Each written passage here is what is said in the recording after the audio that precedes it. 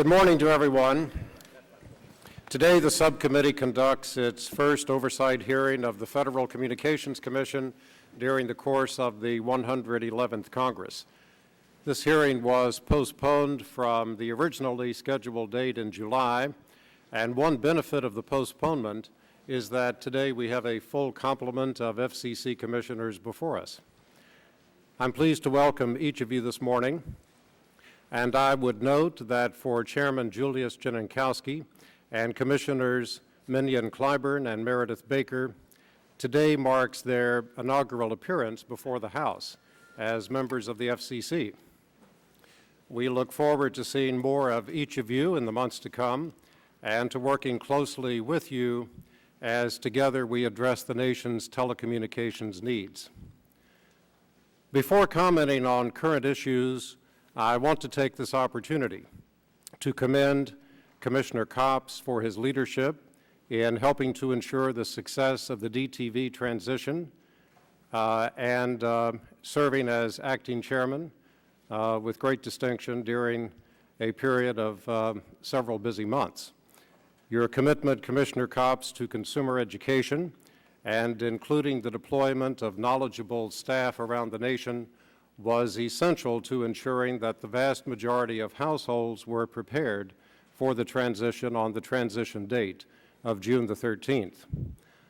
I also want to commend Commissioner McDowell for his collaboration with Commissioner Copps in that effort, and particularly thank him for his role in bringing attention to the fact that as of last January, the FCC's call centers were inadequately staffed and badly underprepared to handle the expected high volume of calls from viewers who were seeking technical assistance.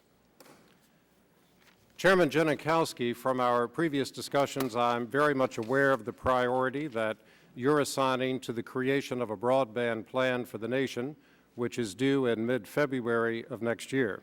The blueprint is urgently needed to promote universal broadband access, to achieve data rates that are substantially higher than the average speeds that users have available today, and to promote greater demand for broadband among those who have access but choose not to subscribe to it.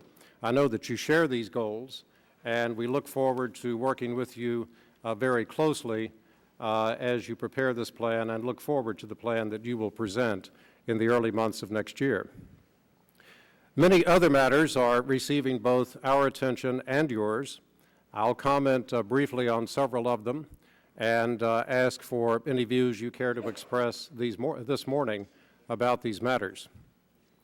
Our subcommittee has scheduled an upcoming hearing on the need for a nationwide, fully interoperable communications network for first responders, during which we will hear from first responders, from commercial wireless carriers, and from other interested parties. A variety of proposals has been put forth for how the D block of the 700 megahertz spectrum should be utilized in meeting that goal.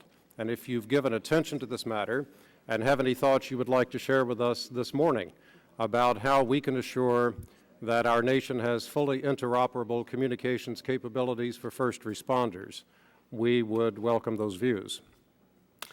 We're having bipartisan discussions among our subcommittee members about an appropriate statutory reform of the Federal Universal Service Fund, and I anticipate that a comprehensive reform measure, a bill, will be introduced by subcommittee members with bipartisan support in the very near future.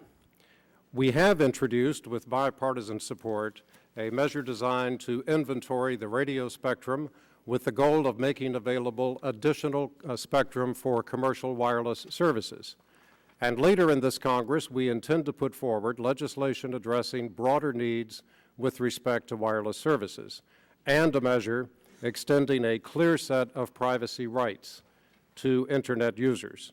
I expect that each of these measures will be constructed in a bipartisan process and be introduced with bipartisan participation.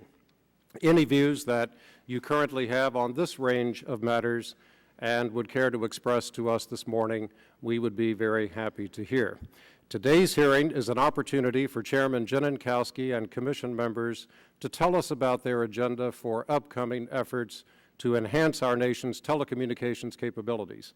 And we very much look forward to your testimony, and thank you for your time here with us this morning. That concludes my opening statement. I'm pleased now to recognize the ranking Republican member of our subcommittee, the gentleman from Florida, Mr. Stearns. Good morning, and thank you, Mr. Chairman. Thank you for having this very important hearing. This subcommittee oversight of the FCC is obviously one of its primary missions. I'd like to welcome Chairman Janikowski and Commissioner Clyburn and Baker, who, as the chairman mentioned, are testifying to our committee for the first time.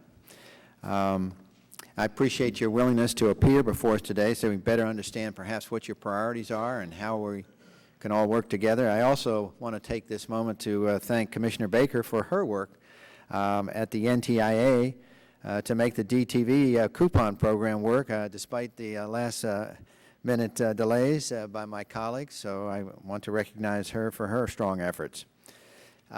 Perhaps I could say I'd wish the Commission to adhere to the Hippocratic Oath, do no harm. The communications sector has not been immune from the economic distress that's been faced by the country during the last year.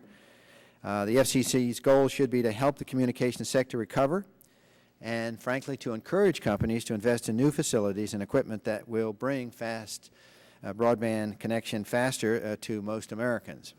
The stimulus requires the FCC to present Congress with a national broadband plan by February 17th, 2010.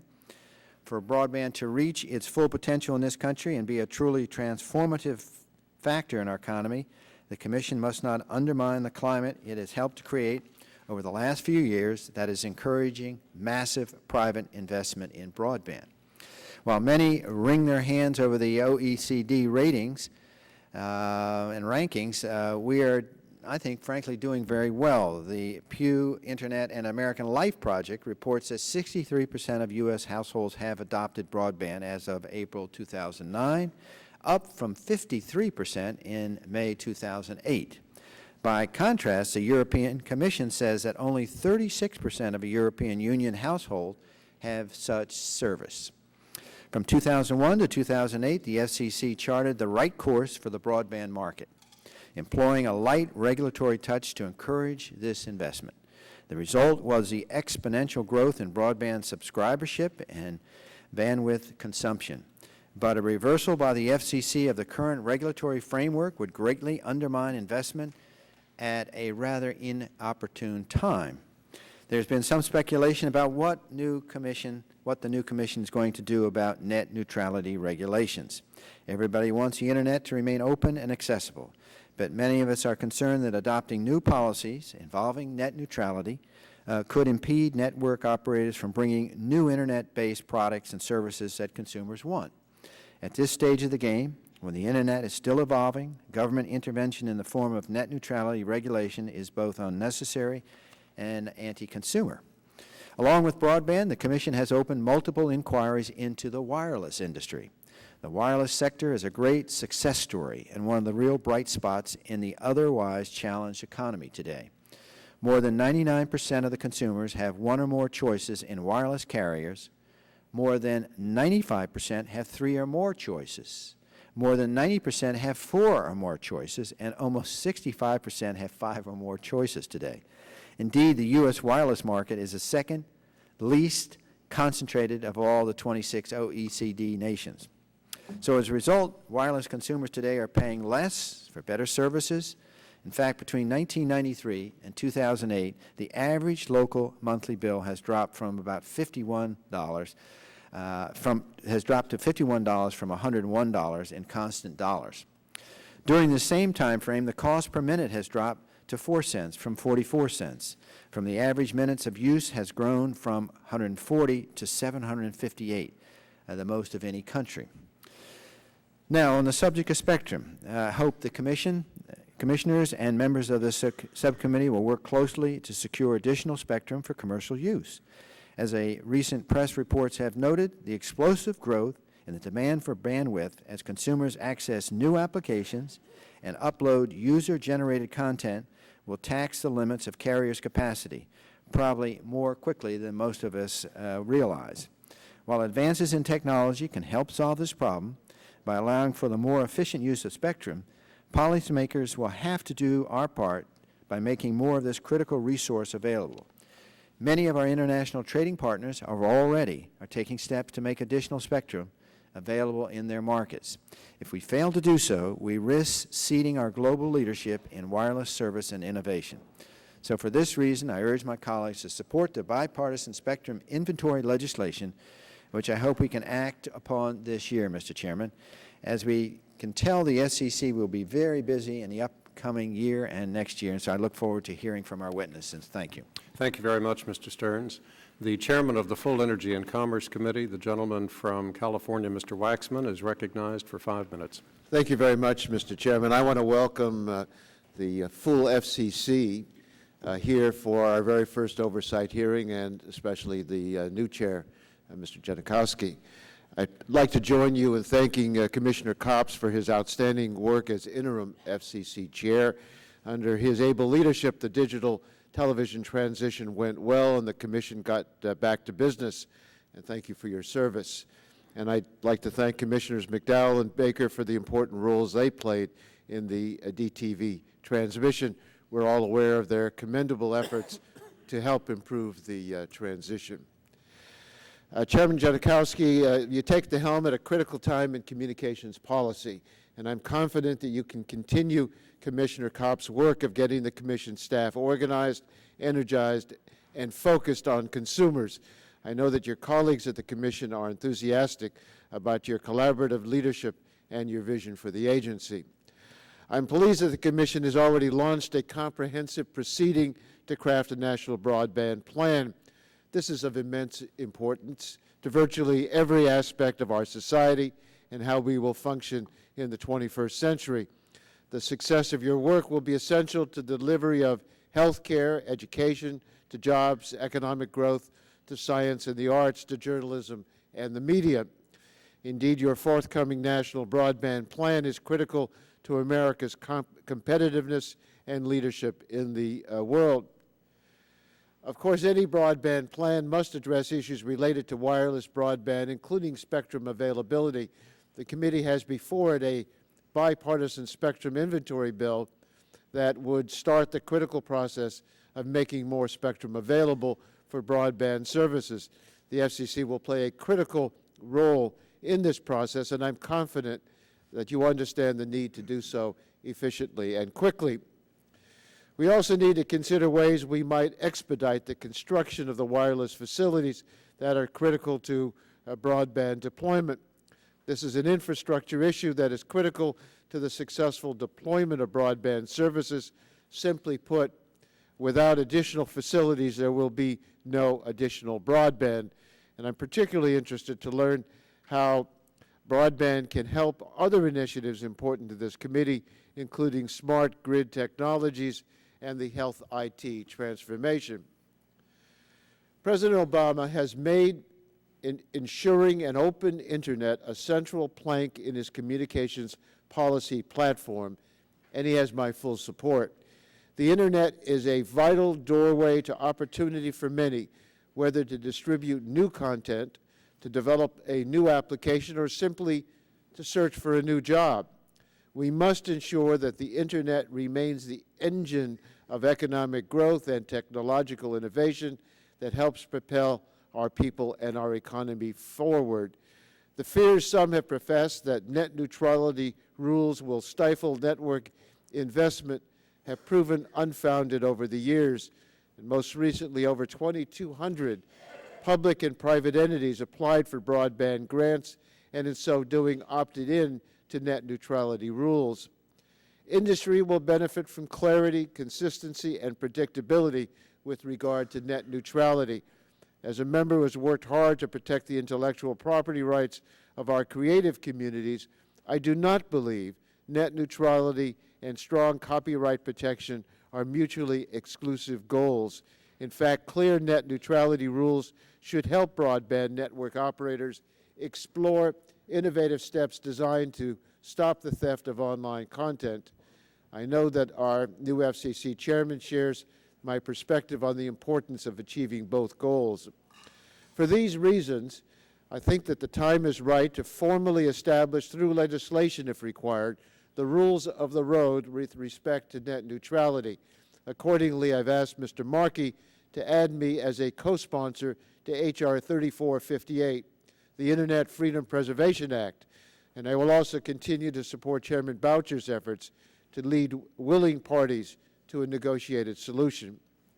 I also support the Commission's effort to examine the state of competition in the wireless industry. Most agree that the best protection for consumers is robust competition. And while I recognize the competitive nature of the wireless industry, I do see some warning clouds on the horizon. More specifically, I believe the FCC should act soon to resolve problems with special access services and certain roaming arrangements. I want to thank the Commission for making public safety's need a top priority and initiating a study of the options for the D block.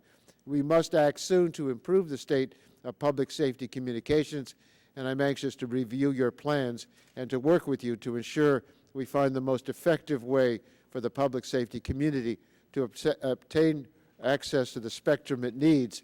And I'm pleased that Chairman Boucher plans to hold a hearing on this topic in the near future.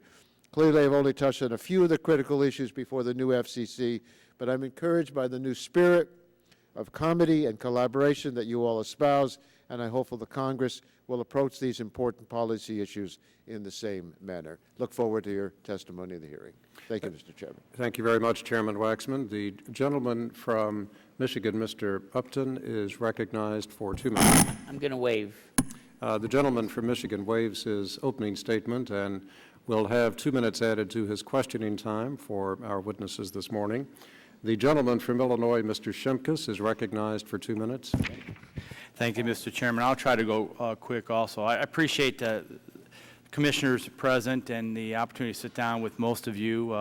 Some of you I've known for a while, and the new folks, and taking that time out has been very, very helpful and important. Chairman Janikowski, I appreciate your meeting with me and then rapidly putting the kids.gov link up on the FCC site, something Ed Markey and I have been working on a long time, and you identified that it wasn't being promoted, and you responded rapidly, and that was on your own initiative, not mine. D-Block is critical. I've been in the 911 emergency communications issue along with Anna for many, many years now, and this has to be, we just have to get this right and be prepared for the next time before the next time happens, and you all know what I'm talking about. The nationwide broadband deployment without having a nationwide broadband map is putting the cart before the horse. Southern Illinois looked at the Kentucky model, and we think that's important. And siting of towers. We eventually got to have a time when the debate stops and we get tower site, especially in rural areas. If there's no wireless, there's no E911. And in the end, I want to thank the coalition of more than 50 public interest groups and civil rights groups for reminding me that the fairness doctrine is still part of the debate. Now, I went through, and my staff went to the Republican staff briefing. Nothing was talked about on the fairness doctrine. But because these groups now have raised it, there may be some debates on the fairness doctrine. I think there's a congressional majority vote on the floor in opposition to reinstituting the fairness doctrine. We're ready to continue to have those debates, but it's just curious that we wouldn't have mentioned it had these groups not intervened, and I yield back my time. Thank you very much, Mr. Shimkus. The gentleman from Massachusetts, Mr. Markey, is recognized for 2 minutes. I thank the chairman very much, and I welcome our incredible new cast, Chairman Janikowski and Commissioner Clyburn, Commissioner Baker, as well as our 2 veterans, Commissioner Copps and Commissioner McDowell. Welcome back. As the author, and by the way, someone who served our committee for 20 years, Colin Kroll, who is sitting right behind over there.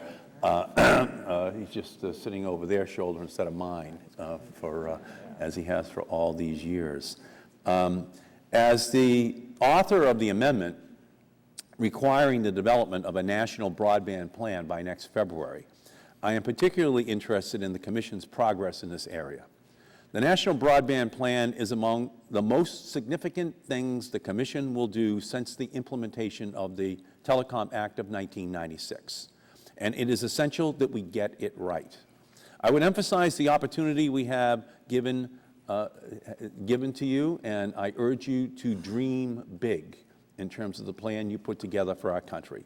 Give us a plan that speaks to our highest aspirations as a society, not just to promote greater broadband availability, affordability, speeds, or competition, which we certainly need, but also a plan that animates technology policy with ideas for addressing opportunity, advancing better quality and more affordable health care, and spurring greater innovation to lessen our dependence on foreign oil through energy efficiency and smart grid technologies. I will be proposing measures such as E-rate 2.0, building upon my original conception of the E-rate from 1994, which included community colleges and Head Start facilities in the program. This is but one of several ideas that I would be suggesting. The same thing is true for net neutrality, as Chairman Waxman and Congresswoman Eshoo have always been focusing upon. Special access, we have to ensure that we get that issue right. I've introduced a bill on video accessibility and 21st century communications to make sure that all consumers, regardless of disability, have access to all of these new technologies. And I do believe that it's important for us to look at this handset exclusivity issue. And one other thing I'd just like to add is nothing drives people crazier than to buy a new phone from the same company, and then you have to buy a charger for that new, rather than having the old one that you've already purchased from that company work. So can we do something about that? That drives people crazy, okay? They just hate it. So I would like to make that, for you, a special project out there, because people wind up with all these chargers over a number of years, and one of them was working very well for them. Thank you, Mr. Chairman. Thank you very much, Mr. Markey. The gentleman from Missouri, Mr. Blunt, is recognized for 2 minutes. Thank you, Mr. Chairman, and I want to join everyone else in welcoming the Commission here today, particularly our new commissioners. I'd like to say specifically to Commissioner Clyburn that her dad and I were the whips together for one Congress. We talked virtually every single day of that Congress, and he's a good friend of mine, and I look forward to doing what I can to be helpful to you and the other commissioners, and we're glad to have all of you here today. This is important work. It's work that it's really hard to anticipate the changes that will occur. Talking earlier today about a telecom bill that we worked on just a few years ago. By the time we got to the end of that particular piece of legislation, it seems to me that nothing we debated at the beginning of the legislation still mattered by the time we were 5 years beyond that debate, and that's the world that you live in and have to work with. Certainly, it's a dynamic area. It's competitive. The ingenuity, the entrepreneurialism, the competitive spirit in telecommunications has made a big difference. There are a couple of issues that obviously this committee will be divided on, or at least a number of issues. One would be net neutrality. My personal view is that we have to be very careful here that any policy that deals with net neutrality, a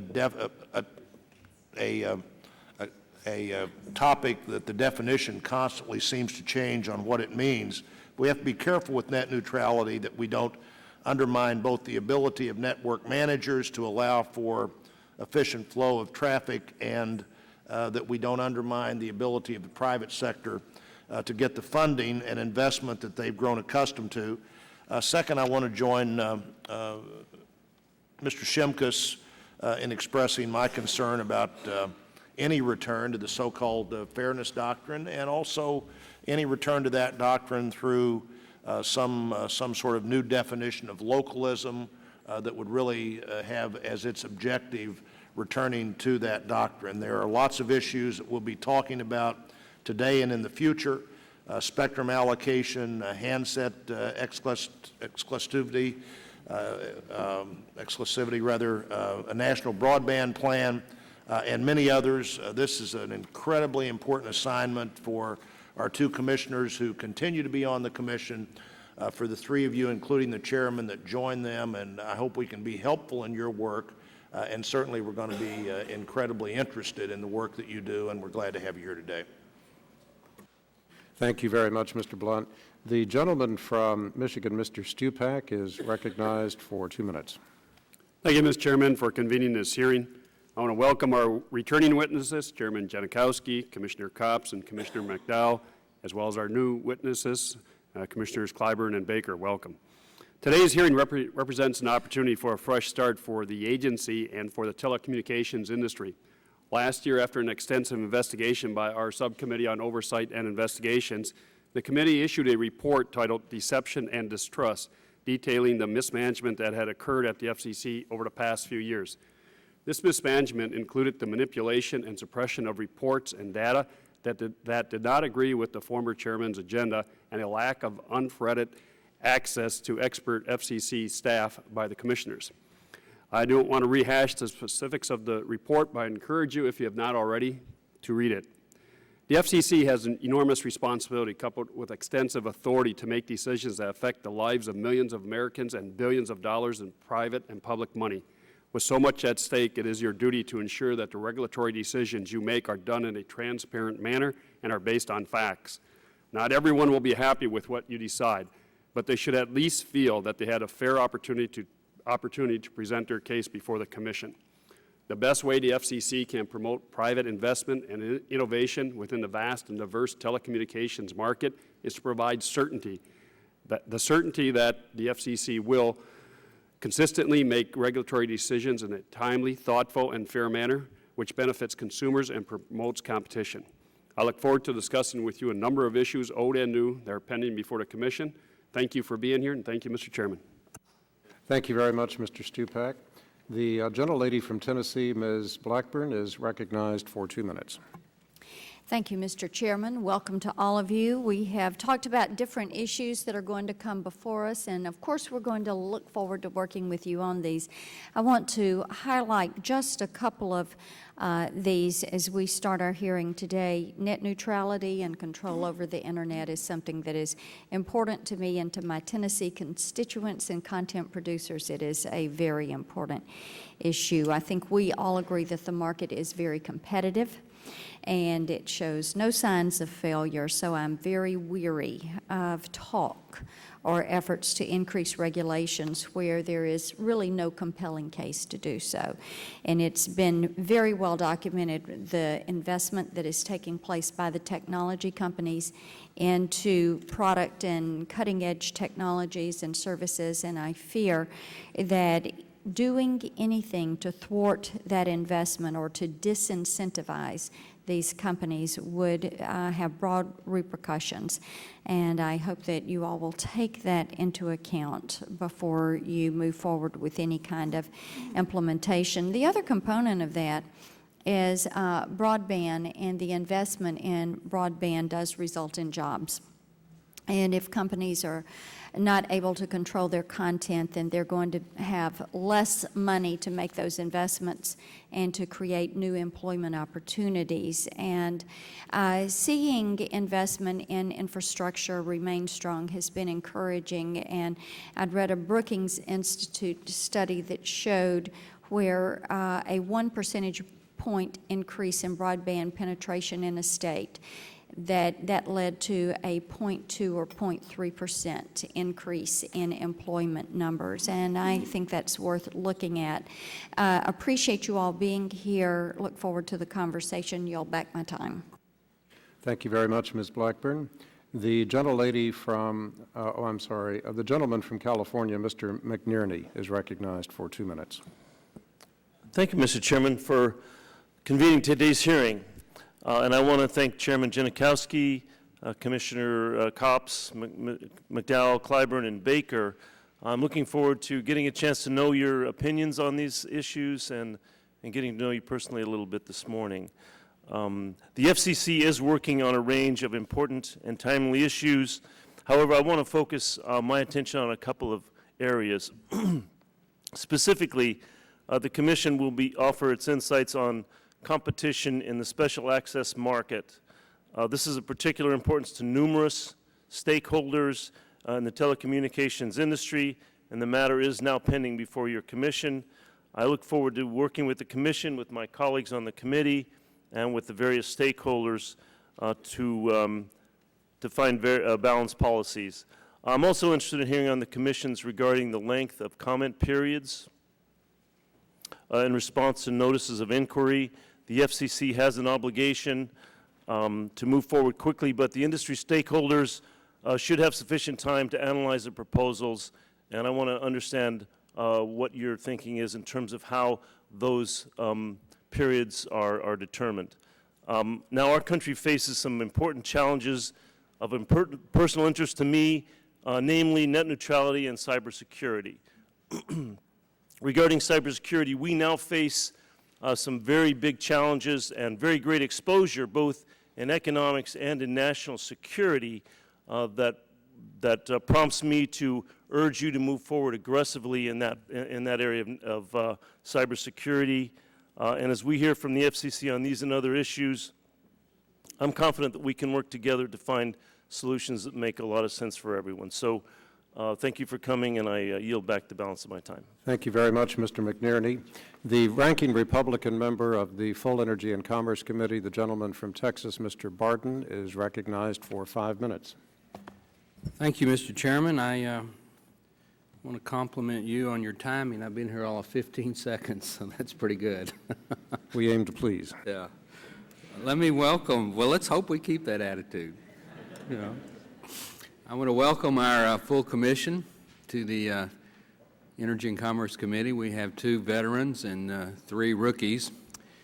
And to the veterans, I've spoken with each of you individually a number of times, and I appreciate the professionalism and the personal friendship that each of you have exhibited. And to our 3 new members, I've met with you, and I look forward to developing that same sort of relationship. This is an exciting time for the FCC. There are new opportunities. We have a chairman who has got a very positive relationship with the President of the United States, and that's always a positive. So I think there's some real opportunities to do some good things. I would recommend that the Commission start by restoring transparency and public faith in the Commission. As our 2 veteran commissioners know, in the past, the Commission has tended to operate, if not exactly in the dark, they've certainly been very opaque. And sunlight and transparency is a good thing in democracy, and it's certainly a good thing in the regulatory agencies. The Commission in the past has failed to publish the specific text of its proposed rules. It's provided little time or very little time for public comment. It's taken too long to adopt decisions, and it has and sometimes taken even months to release the text of the specific item. Because of this and other reasons, Congressman Stearns and I have introduced H.R. 2183 that would address those issues. Obviously, that's not a perfect bill, and we welcome any insights that the Commission has in terms of how to make it better. Broadband policy is something that the new chairman has said is a personal interest of his, and my understanding is that there's a new broadband policy that's being drafted or prepared as we speak that's required by the stimulus package.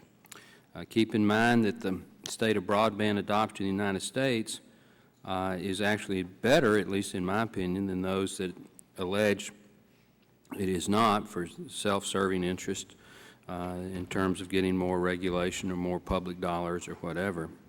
Many will cite the Organizations for Economic Cooperation and Development's claim that the U.S. ranks 15th in broadband adoption. This report has been thoroughly discredited for, among other things, calculating penetration per person than per household, and it also ignores wireless connections. As we all know, the United States is one of the most wirelessly connected nations in the world.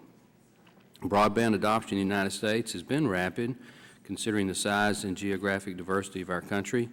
The Pew Internet and American Life Projects reports that 63% of U.S. households have adopted broadband as of April 2009, which is up from 53% in May of 2008. By contrast, the European Commission says that only 36% of the European Union households have such service. So I think we're in better shape than we give ourselves credit for. I think that our growth has resulted from a deregulatory approach we've taken towards these advanced services. I know there may be some disagreement amongst our new commissioners, but I think the last thing that we should do is to return to an old discredited monopoly-era regulatory approach, such as forced sharing of network infrastructure and mandatory wholesaling of services. History has shown that those types of policies serve to deter investment, innovation, and competition. Mr. Chairman, I've got about 4 more pages of prepared text, so I'm going to introduce that for the record because my time's about to expire. Let me simply say that telecommunication policy has been one of those areas where we have had bipartisan cooperation.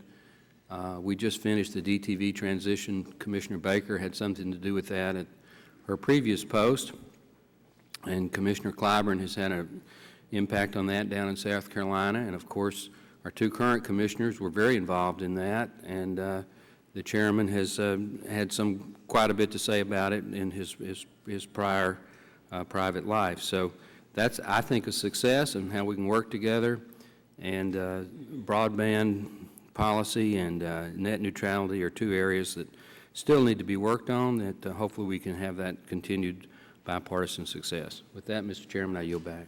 Thank you very much, Mr. Barton, and I assure you that I'll read every word of that statement that you're going to I'm sure you will too, Mr. Chairman. It's very good, so it should be read. I'm confident of that. The gentlelady from the Virgin Islands, Ms. Christensen, is recognized for 2 minutes. Ms. Christensen, I don't think your microphone's working. Maybe you could move, if it's possible, to another one.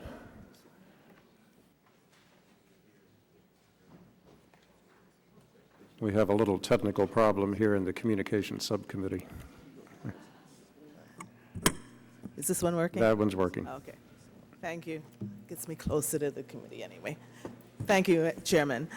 Congratulations, Chairman Janikowski, and welcome. I appreciated your visit with me and my staff earlier in the year. Special welcome to our new commissioners, Mignon Clyburn and Meredith Atwell-Baker, and welcome back, Commissioner McDowell.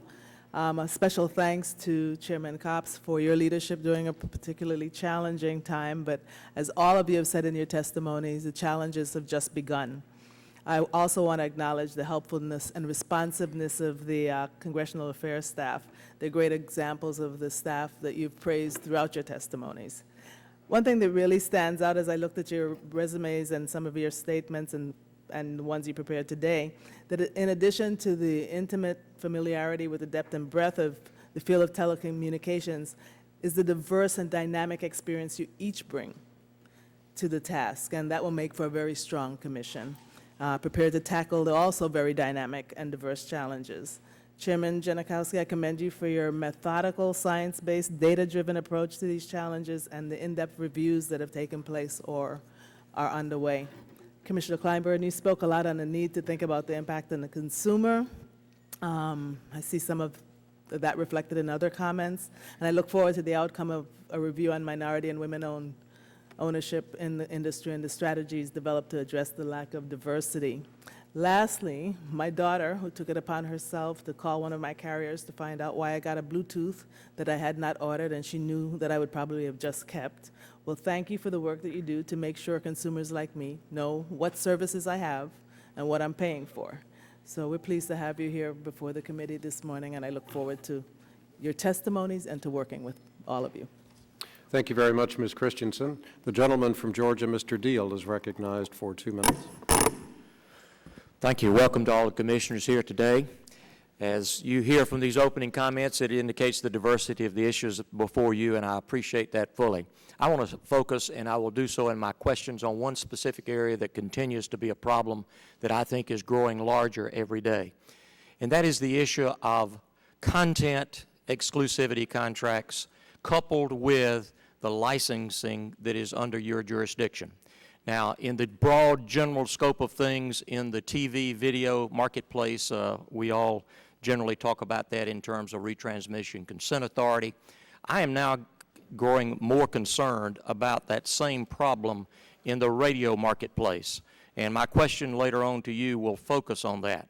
As I view what is happening in my state, more licenses are being granted for radio stations based on so-called underserved communities.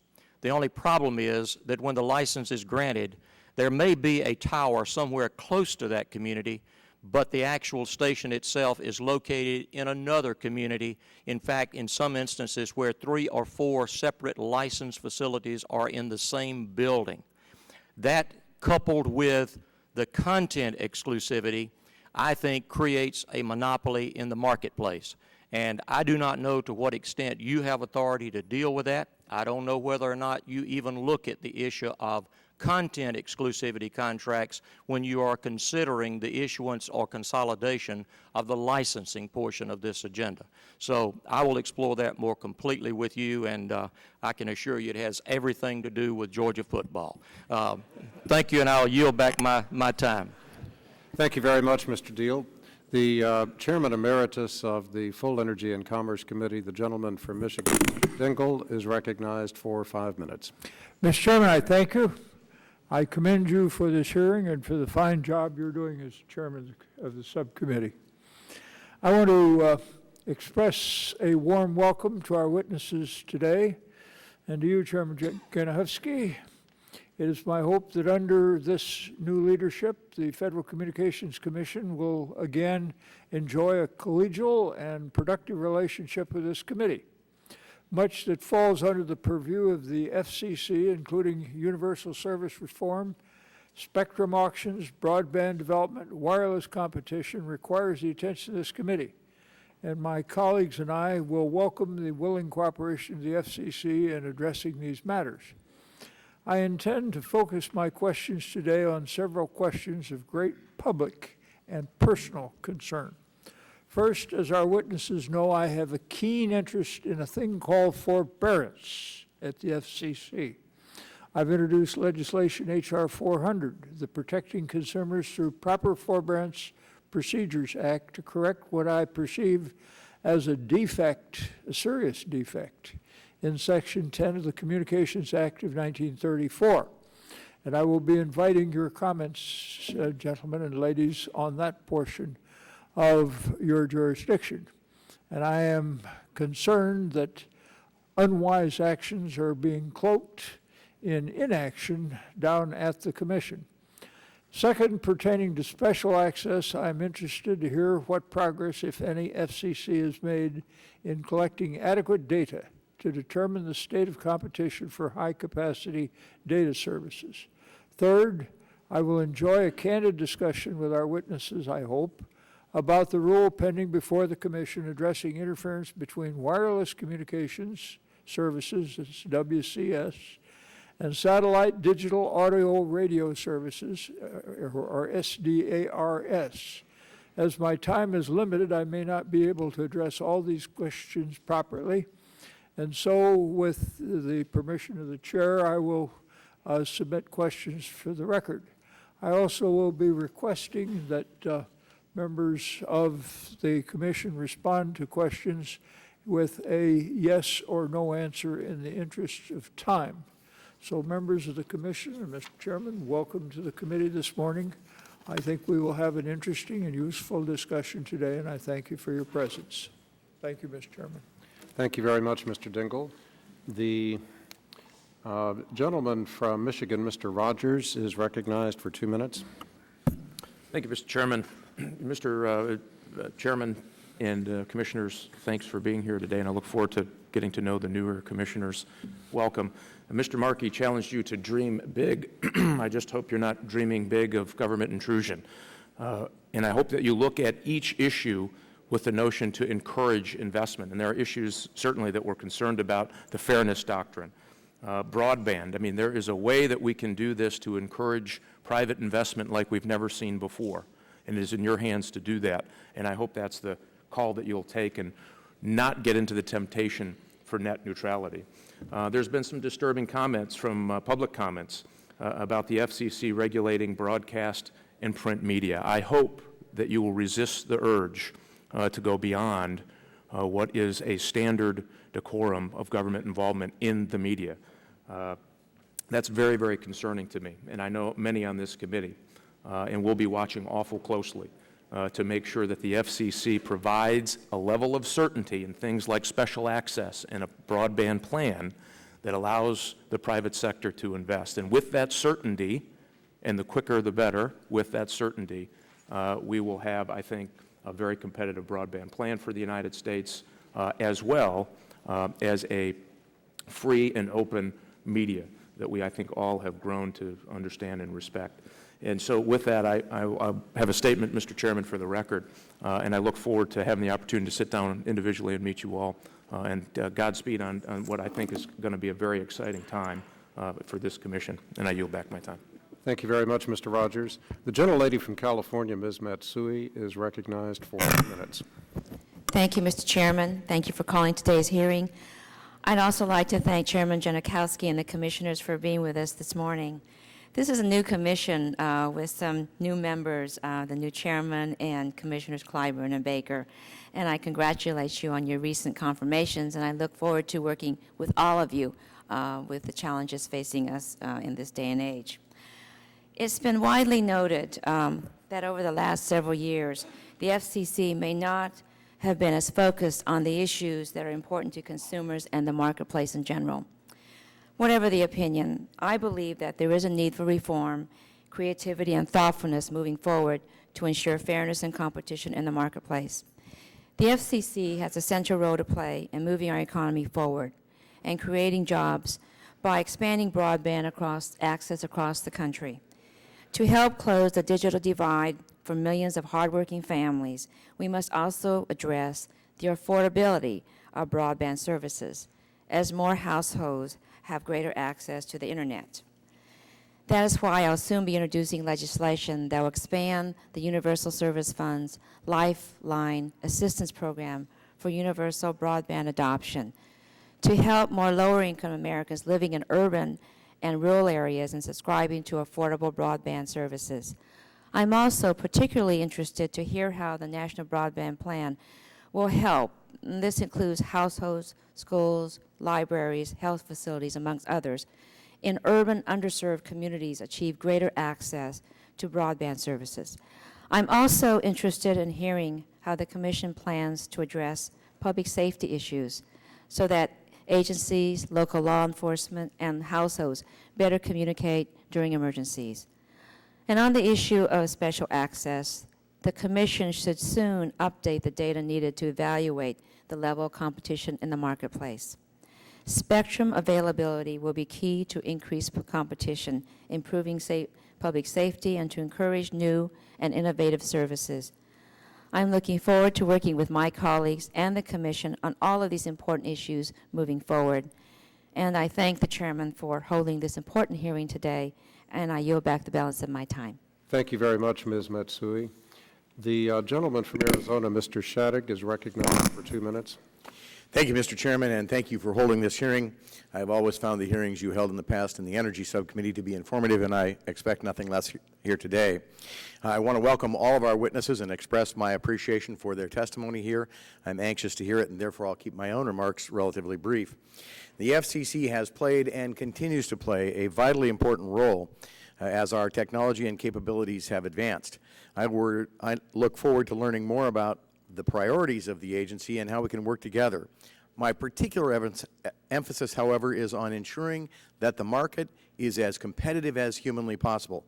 Quite frankly, I think there is always a danger of overregulation in these areas, and that consumers benefit by regulation which sets the level of control at an ability to ensure that there is real competition, because I believe real competition benefits the consumers, and that's, after all, who I think I'm here with a duty to represent. I look forward to your discussion of each of the issues, but in particular to the issue of special access and the special access proceeding. It seems to me that that proceeding has drug on too long, that we need to get the information and get the decisions made, and we need to make sure that those decisions are made in a way that we benefit consumers so that they can have the most choice and the most options.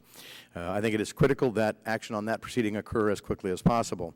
I join my friend Mr. Shimkus in noting that my staff didn't talk to me about the fairness doctrine, but since it is being discussed by those who would like to see a new fairness doctrine, I'm happy to make it clear that I think that is the prerogative of the Congress, and I would not be happy to see any administrative interference in that area. I hope this is the first of many hearings between our committee and you all on how we can improve our communication system in the nation and make it as efficient as humanly possible. And for my friend who's must have left, Mr. Markey, I would suggest that perhaps for telephone chargers we need a public option, so that people can go somewhere and buy from the government a single charger that will charge all of their telephones. With that, Mr. Chairman, I yield back the balance of my time, and thank you for this hearing. Thank you very much, Mr. Shadegg. The gentleman from Vermont, Mr. Welsh, is recognized for 2 minutes.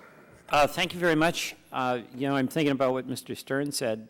This committee shares a concern, bipartisan basis, to try to move the economy ahead, and telecommunications and all of the work that the Commission is doing is an oasis of progress, actually.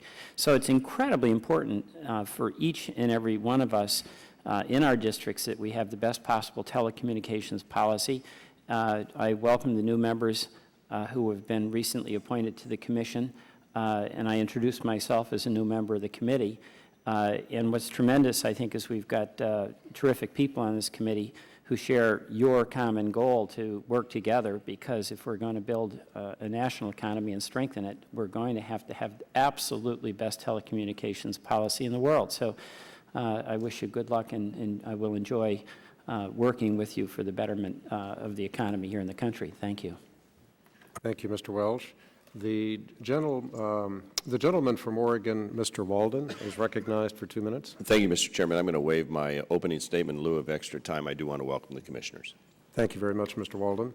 The gentleman from Nebraska, Mr. Terry, do you... Welcome, waive. Thank you, Mr. Terry. The most concise statement made so far. The gentlelady from Florida, Ms. Castor, is recognized for 2 minutes. Well, thank you very much, Chairman Boucher, and welcome to Chairman Janikowski and all of the members of the FCC. I look forward to your testimony today. The technological innovation of just the past few years has been truly remarkable. And even last year's presidential campaign made unprecedented use of social networks, distributed phone banking, and an unmatched grasp of limitless possibilities of information technology. And it is my sincere hope and belief that the coming years will truly foster American ingenuity and expand America's leadership in information technology. And over the past couple of months, we've had an opportunity already to see how this new commission is working. Since your confirmation, Chairman Janikowski, you've already begun aggressively preparing to complete the national broadband plan that Congress has asked for. And I've been encouraged by the speed with which you have acted to engage stakeholders in public hearings. And I understand later today the FCC is holding a public hearing on spectrum. I co-authored the Radio Spectrum Inventory Act that was introduced by Chairman Boucher and Ranking Member Stearns this summer, so I applaud you for that.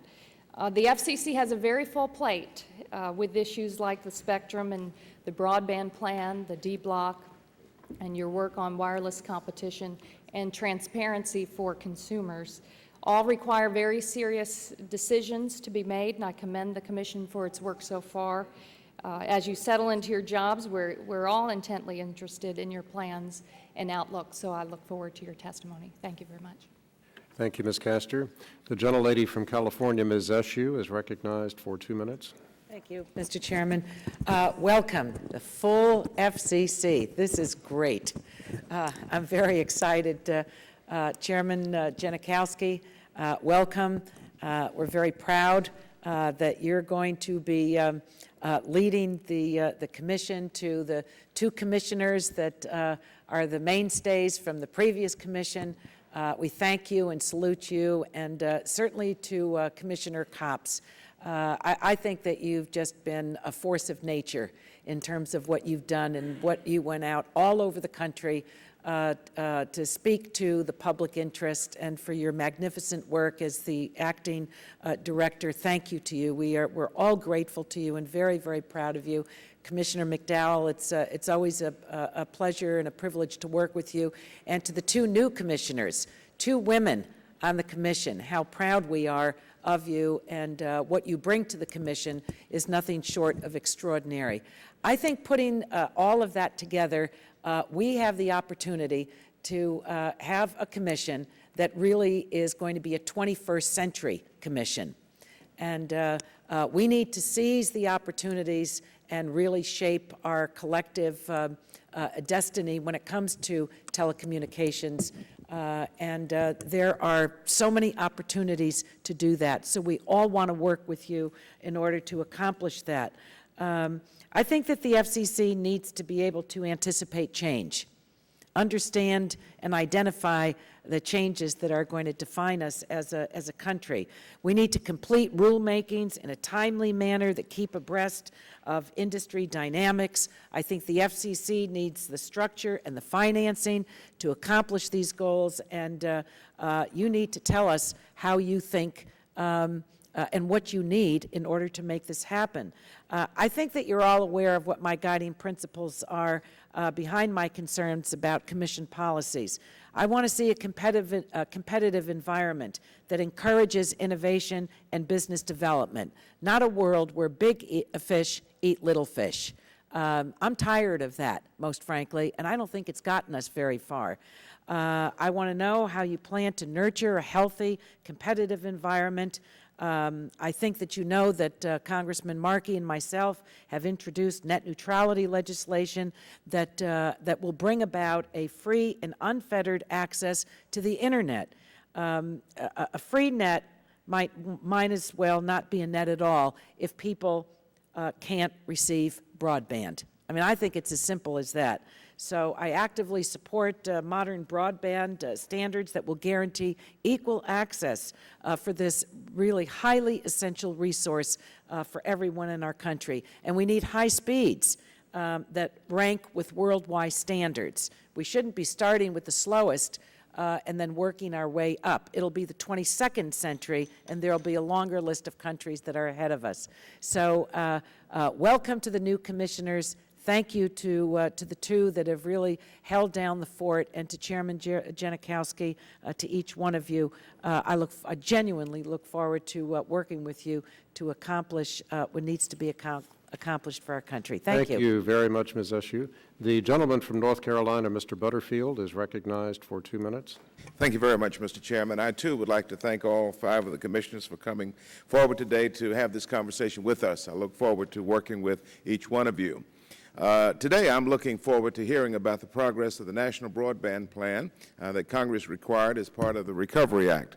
It is my hope that the plan will be sufficient to ensure that areas with little or no access to the crucial service be given priority. Many of the communities that I represent are without very basic access to broadband and are decades behind better connected areas of our country. The global economy demands access to broadband, and I stand ready to assist each one of you in expanding broadband access to underserved and unserved areas. We had a great debate in this committee about the definition of those two terms, and so we have delegated it to you, and hopefully we will get a common sense approach to this issue. I also have a keen interest in the DTV transition. The transition has been largely successful and has freed up valuable bandwidth that will be used by first responders to better communicate with one another. However, many of my constituents in North Carolina have been adversely affected by the transition. They are unable to access very basic television programming using an over-the-air signal. Prior to the transition date, I wrote to the Commission to make them aware of the potential for a complete loss of service to certain households that receive their television signals over the air, but unfortunately nothing was done to mitigate the signal loss. The affected households required new, high-powered antenna to receive the digital signal. For many families in my district, a new antenna costing several $100s was not a viable option. On June 11th, I introduced the DTV Transition Assistance Act. The bill would utilize remaining money from the Converter Box coupon program to establish a television antenna coupon program to be used by those households that lost their signals due to the transition. There are many other issues that I hope to discuss with the commissioners as time goes on, including net neutrality and the other issues that we've heard mentioned today. Again, thank you for coming. I look forward to working with you. I yield back. Thank you, Mr. Butterfield. The gentleman from Illinois, Mr. Rush, is recognized for 2 minutes.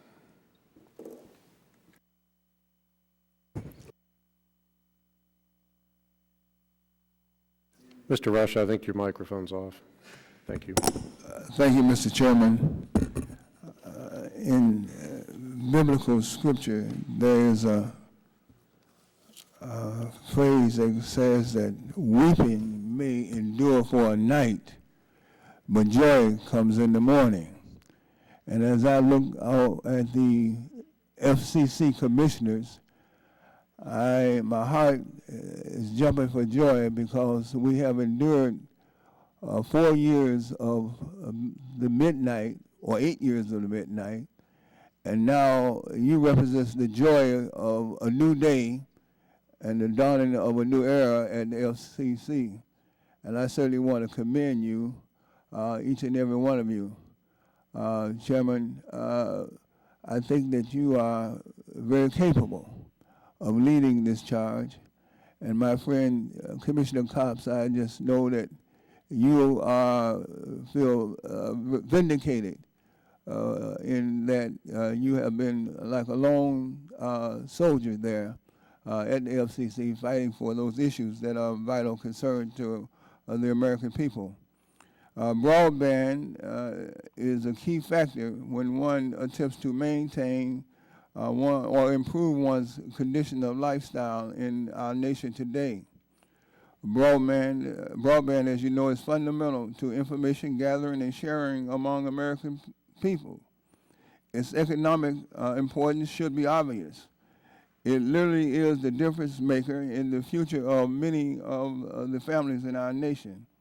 And that's why I consider your broadband plan, the directives that this Congress has given the FCC, I consider that just or second only to America's pursuit of a national health plan in terms of its impact on the American people. I want to also just highlight one particular area that I am vitally concerned with, and that is the diversity of media ownership. Commissioner Copps, you and I have had many discussions on this, and I think that is really that would be the acid test for a definition that we do indeed have a new day when we can address the issue of diversity of ownership among the media. And at some point in time, if not in this discussion, I want to address the issue of the Verizon AT&T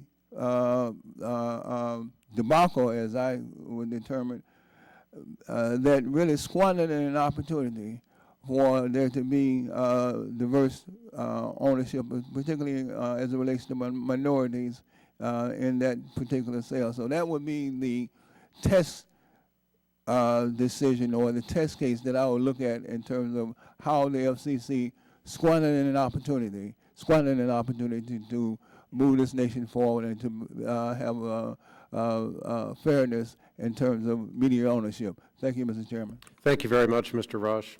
The gentleman from Ohio, Mr. Space, is recognized for 2 minutes. Thank you, Chairman Boucher and Ranking Member Stearns, for convening this hearing today.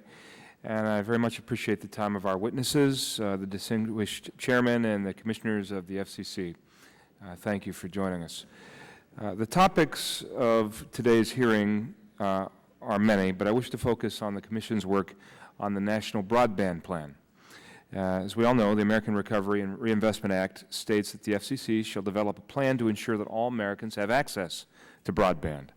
That is something that I care deeply about as a representative of an area of rural Appalachian Ohio, in which many thousands of my constituents lack access to both broadband and the tremendous benefits that can be derived through it, be they of an economic nature or quality of life nature, such as health care and educational opportunities that we're missing out on right now because we don't have anything close to universal access to broadband.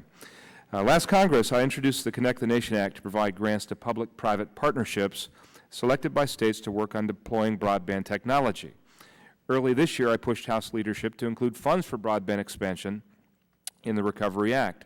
And this spring, I worked with countless stakeholders in and around my district to develop an ambitious Connecting Appalachia plan to provide broadband access to 34 unserved counties in Ohio. Then, following the release of a GAO report on actions undertaken by the federal government to encourage broadband deployment, I joined Chairman Waxman and Chairman Boucher in writing then Acting Chairman Copps to highlight the areas of interest, including the findings regarding remaining gaps in broadband coverage in rural areas. I say all this not to highlight my own personal accomplishments, but to point out that Ohio 18 is the face of the remaining need in this country, and we are also an example of the way forward. The decent, hardworking men and women of rural Ohio cannot wait any longer for resolution of what Chairman Janikowski calls our generation's major infrastructure challenge and access to what Commissioner Copps describes as our country's greatest enabler. Commissioners, I challenge you to implement a national broadband plan that serves those with the greatest needs, and I stand ready to work with you to accomplish this. In Ohio, we are ready to work to get this done. Thank you. Thank you very much, Mr. Space. The gentleman from Washington State, Mr. Inslee, is recognized for 2 minutes. Thank you. I just look forward to this discussion, really impressed with some of the things the Commission is doing, and look forward to discussion about our interrelated issues of white spaces and unlicensed spectrum and how we move the auction process forward. I think we have more work to do. We've got some progress, but we have been waiting 5 years to complete our white spaces issue, and look forward to your comments on how we can move forward on these matters. Thank you. Thank you, Mr. Inslee. The gentleman from New York, Mr. Weiner, is recognized for 2 minutes. Thank you, Mr. Chairman. And I, too, want to welcome the commissioners. I think we are all pulling for you. I know that we've gone through a period on the Commission that was perhaps more contentious than it needed to be, and I think that having met or spoken to just about all of you, I can see that we all do want to get past those things. I want to particularly welcome the new chairman, someone who I think comes to the job with perhaps a collection of experiences and a background that makes him more equipped than perhaps any other chair, someone who has been innovative in the private sector, someone who's worked here on Capitol Hill, has a close relationship with the president, and someone that had his name mispronounced 7 times in the Senate confirmation hearings. I want to thank Chairman the chairman for his service, and I look forward to tackling some of the issues that this subcommittee faces. But welcome and good luck to you all.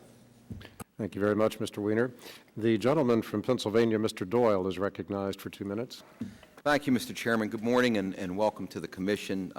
First, let me also thank Commissioner Copps for his outstanding service as interim chairman of the Commission, and someone that I've certainly been pleased to work with over the years. And I also want to commend Commissioner Baker for her work at NTIA, and to our new commissioners, welcome. We're happy to see you all on board. I want to associate myself with comments from Chairman Waxman and Chairman Boucher and former Chairman Markey on the critical importance on broadband and their views on wireless competition. I heard Mr. Markey's story about cell phone chargers, and you know, the EU brought together all the device makers and regulators and worked with the industry to solve this consumer complaint, and they settled on a micro USB standard. I would hope that American carriers and device makers would follow that policy, and we don't need to wait for the FCC to for some action to address this consumer complaint. I want to tell you I was delighted when the FCC came to Pittsburgh in 2007 to discuss and learn more about the future of broadband. I think we all learn more when we leave Washington, D.C. and get out in the field and talk to real people. And Chairman Janikowski, I'd like to encourage your staff and those working on the broadband plan to review the record of the Pittsburgh field hearing. Several witnesses who gave real-world experience of promoting broadband adoption in low-income urban communities and how innovators are limited from using SMS text messaging to reach young people and how people get left further behind when they're not connected to a critical network like the Internet. I've also noticed that the FCC has hired a lot of people from inside and outside the Beltway. They've picked a lot of folks with practical, real-world experience. They've been able to attract many people with important backgrounds in the private and public sector. I think that's a good thing. A number of them have testified before our subcommittee on communications and technology issues. I don't always agree with everything that they've testified to us, but I respect their intelligence. I admire their commitment in seeking facts and data that support their views, and I recognize that they are serving in advisory positions. When it comes down to it, when decisions are made, the people who matter are the people who are sitting in front of us today, the chairman and the commissioners. That's who we should be talking to and about, and I look forward, Mr. Chairman, during the question and answer period to have some questions for our new commissioners. Thank you. Thank you very much, Mr. Doyle. You have now heard from us, and we look forward at this time to hearing from you. And we are very fortunate to have before us this morning, and thank you for your attendance, the 5 members of the Federal Communications Commission. Without objection, your prepared written statements will be made a part of our record. We would welcome your oral summaries and would ask that you keep those within a reasonable time frame so that we have time remaining to pose questions to you. And we'll be pleased to begin this morning by welcoming the new chairman of the Federal Communications Commission, Mr. Julius Janikowski, and we would be very pleased to have your statement at this time. And we need for you to turn your microphone on. It's the first technical lesson all witnesses have to learn in the Technology Subcommittee. Thank you, Mr. Chairman. Ranking Member Stearns, member of the subcommittee. It's a particular pleasure for me to be here in the House of Representatives, where 25 years ago, I started my career when a young congressman took a chance on someone fresh out of college. It's a privilege now to be chairing the commission and to work with such an exceptional team of commissioners. I have the highest regard for each of my colleagues, Commissioner Copps, Commissioner McDowell, Commissioner Clyburn, and Baker. I believe, as some of the members have recognized, the public owes a debt of gratitude to Commissioner Copps, then acting chairman, and Commissioner McDowell for their excellent work on the DTV transition. While, as we've heard, issues remain, more work needs to be done, there is no question that the FCC's role to date has been a success. Both Commissioner Clyburn and Commissioner Baker bring first-rate experience to the FCC and track records of real accomplishment. It's wonderful to have a full team up and running at the FCC. I'm confident that together we can make the FCC an agency that works for all Americans. While I arrived at the FCC only a couple of months ago, I've tried to hit the ground running, seeking to revitalize and retool the agency.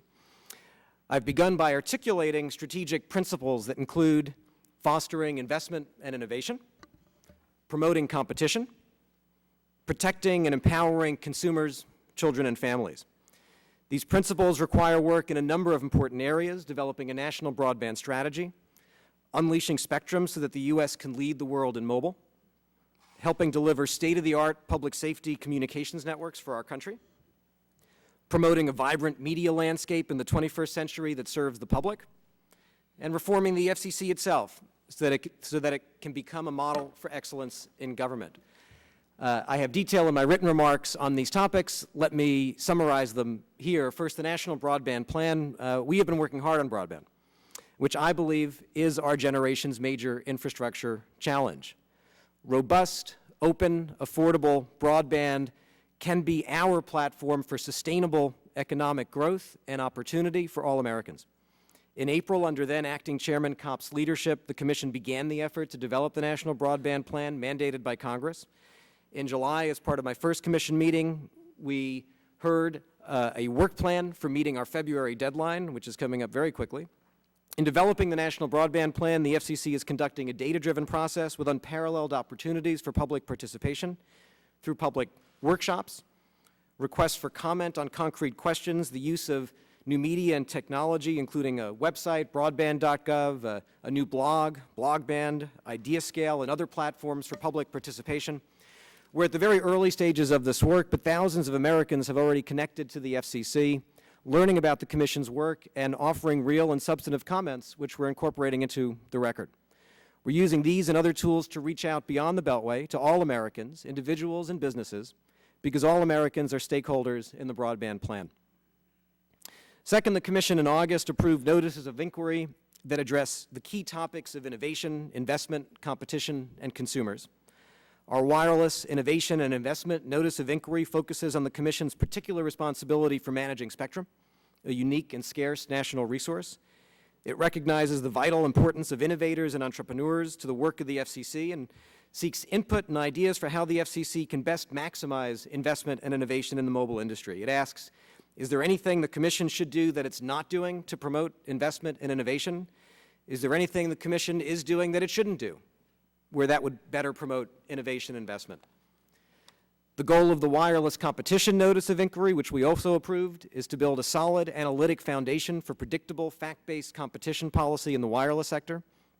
And the goal of the consumer information and disclosure NOI that we approved last month is to allow the Commission to assess whether consumers have adequate information to make informed buying decisions. These notices reflect the importance of mobile. There's been strong innovation in the wireless sector. That's the good news. I believe the U.S. has the opportunity to lead the world in mobile. I believe we also have some real challenges in the space, including those mentioned by some members of the committee. We're facing a real demand crunch when it comes to spectrum. I'd like to next take this opportunity to reconfirm my strong commitment to public safety. Public safety interoperability is a vitally important issue for the Commission, and the Commission staff is actively evaluating proposals addressing mission-critical voice communications and broadband capability for our nation's first responders. On my first day on the job, I requested a top-to-bottom review of the agency's state of readiness for major public emergencies.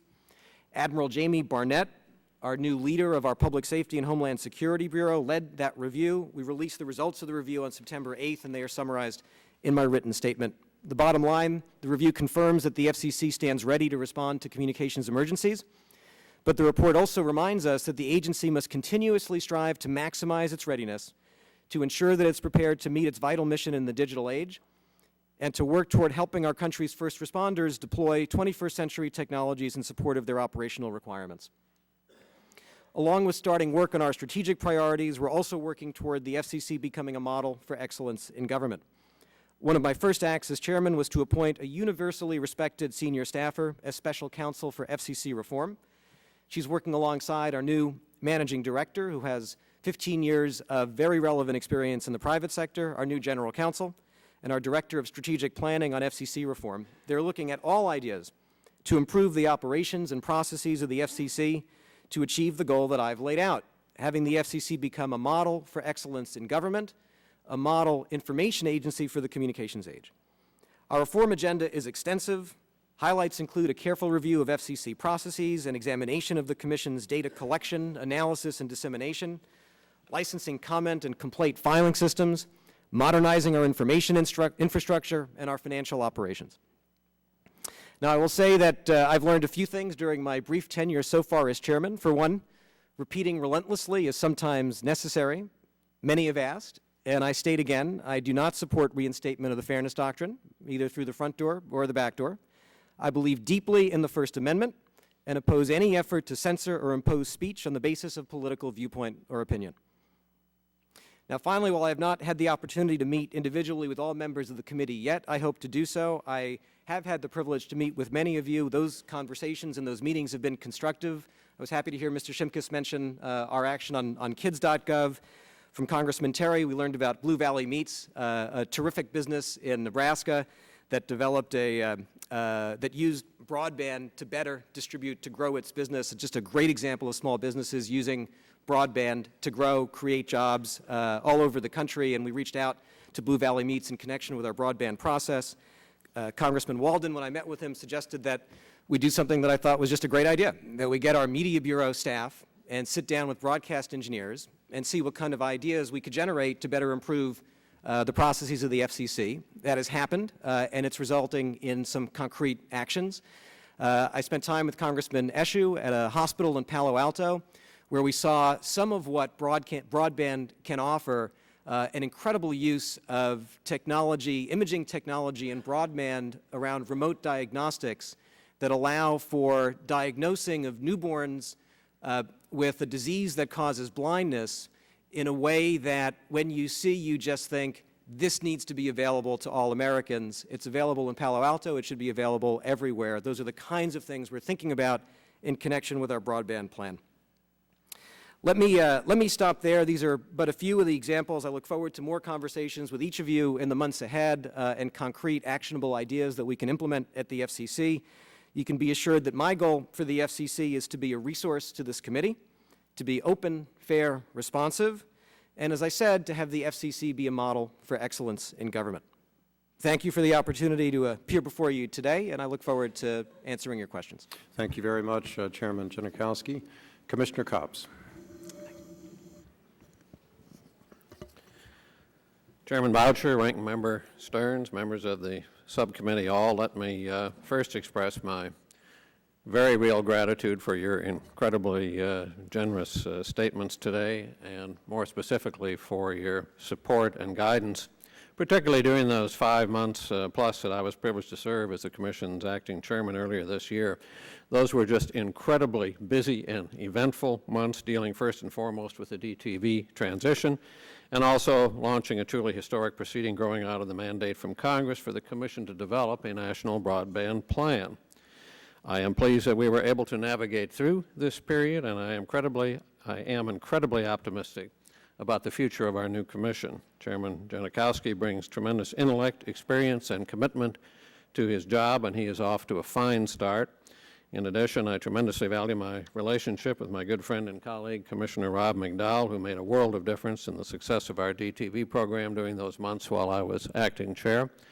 Fellow Commissioners Mignon Clyburn and Meredith Baker are now on board, each with very valuable, relevant experiences and talents. So I believe we are poised for major progress. I also want to thank my friend and former colleague Jonathan Adelstein for his tremendous service as Commissioner over nearly 7 years. It seems strange not having him sitting here beside me this morning. I think Commissioner McDowell had termed us the three amigos. Hopefully we will now, and I think we're already on the way to becoming the 5 amigos of the Commission. I know Jonathan will serve the public interest superbly as the new administrator of the Rural Utilities Service. My biggest thanks of all go to the FCC team. I have for 8 years admired their skill, their professionalism, their dedication, but seeing it up close as acting chairman, seeing, for example, volunteers leaving their families to go across the country to help consumers get ready for the DTV transition, or working nights and weekends to get other items ready for our consideration, gave me a new appreciation for what public service means and what public service is. And giving them the room they need to accomplish their tasks was one of the things I tried really hard to do as acting chair. For me, our current involvement in broadband is a dream come true. For 8 years, I advocated everywhere I could for a national broadband strategy to get this essential infrastructure out to all of our citizens. I see broadband as our country's great enabler. It is part of the answer to just about every challenge we confront as a nation: lost jobs, shortfalls in education, energy dependence, environmental degradation, inadequate health care delivery, and the list goes on. This is the 21st century's great infrastructure challenge, comparable to the challenges earlier generations confronted to build enabling infrastructures like turnpikes and roads and bridges, canals, highways, rural electricity, and then even telephone service. Now it is broadband's turn to help build renewed prosperity by opening the doors of opportunity for all Americans, no matter who they are, no matter where they live, no matter what the particular circumstances are of their individual lives. Enable broadband, and we enable the citizens of this great country. Just as sweet music to my ears was the designation of the FCC to be the epicenter for the development of this plan. I am pleased that the Commission was able to launch a comprehensive broadband notice of inquiry this past April, and I am greatly encouraged by Chairman Janikowski's commitment to an open and transparent and data-driven broadband process, really unprecedented in the history of the Commission, and it's exactly this kind of outreach and openness that we need in everything we do. So I hope and I believe that this broadband proceeding will serve as a model for future proceedings in the way we achieve maximum civic engagement with traditional and non-traditional stakeholders alike. That's the way we should do business all the time. There is much more to be done on top of broadband. While the bulk of the DTV transition is behind us, there is still work to be done. With consumers and stations alike, we are doing that work. The additional time and resources provided by Congress made a world of difference in reducing the number of problems we would otherwise have encountered. And the private sector, public sector cooperation that we were able to develop here showed how productively the sectors can work together, and it's absolutely essential as we look now to develop a broadband plan to have that kind of partnership. That's how we grew this country of ours and built it. Lastly, I come back, as I always do, to the country's media environment. Now is the time to pay it serious attention. We rely, for example, so heavily on our broadcast media for so much of the news we must have, for emergency and public safety information, for public affairs programming essential to our civic dialogue, and for programming that supports the health and welfare of our children and reflects the social and cultural diversity that comprises the great tapestry that is the United States of America. We have not been, in my mind, sufficiently attentive to this. Now, with all the new digital TV capacity at our disposal, broadcasting's capacity to develop such programming is orders of magnitude larger than it used to be. Stations can now broadcast 4 or 5 or even more program streams using the same amount of spectrum they used to transmit just one stream in analog. What an opportunity for broadcasters, whose strength is local, to develop programs reflecting local issues, culture, sports, and all the rest. Too few of them are taking advantage of their new capacity. Times are tough, we all know that, but recovery will come. Broadcasting does need to play to its strengths, and local is its strength, and its future can be truly bright, and I am convinced that its future is bright. Our country is also awakening to the realization that there is a crisis in journalism, regardless of the means of distribution: broadcast, newspaper, cable, the internet. News gathering and news dissemination expenses are being cut to the bone. Investigative journalism is too often falling by the waysides, and these constraints are endangering, I believe, the vibrancy of the civic dialogue on which our democracy depends. New media is developing, more will come, but traditional media persists. We can't focus on one to the neglect of the other because we need solutions in both areas now. Recently, the legendary Walter Cronkite died. One of my good fortunes after I came to the Commission was to get to know this good and wise man, and we had numerous discussions about the deepening crisis in journalism and the urgent need to tackle this problem. As he once said, quote, "America is the most prosperous and powerful nation in perhaps the history of the world. We can certainly afford to sustain a media system of which we can be proud," end quote. I look forward to working with the subcommittee on this issue as well. Thank you again for inviting us here. This is, I think, perhaps the most exciting time in history to be a member of this commission. I am enthused, and I look forward to your comments and your counsel and your questions. Thank you very much. Thank you very much, Commissioner Cobbs. Commissioner McDowell. Thank you, Mr. Chairman, and Ranking Member Stearns and members of the subcommittee. It's a privilege to be here before you today. The FCC is an agency with new energy and new blood, and I'm honored to be serving there for another term. I look forward to working with my new colleagues, Julie Janikowski, Mignon Clyburn, and Meredith Atwell-Baker, as well as my veteran amigo, Mike Copps. With these new commissioners and new leadership, we have a perfect opportunity to rebuild the FCC as we address the myriad communications and economic policy challenges facing America. For some time now, I've been calling for reform of the Commission's structures and processes. To help spark discussion and progress, I wrote open letters outlining reform ideas to both Acting Chairman Copps in January and Chairman Janikowski in July, and one of my letters is a part of my written statement in the record. First and foremost, the FCC should be a more open and collaborative place where all commissioners are included in the idea formulation process, early on and not just 21 days before a voting deadline. Both Acting Chairman Copps and Chairman Janikowski have taken significant steps to enhance information flow and improve employee morale, and they should be commended for their efforts. A tremendous amount of FCC reform work remains to be done, however. I look forward to working with all the stakeholders on this important endeavor, especially members of this subcommittee and the full committee. As we move forward, I cannot think of a more important time to be at the FCC. Even though the American economy has been shrinking overall, our communications marketplace is vibrant, evolving, and growing. Consumers have more choices among more communications technologies, services, and providers than ever before.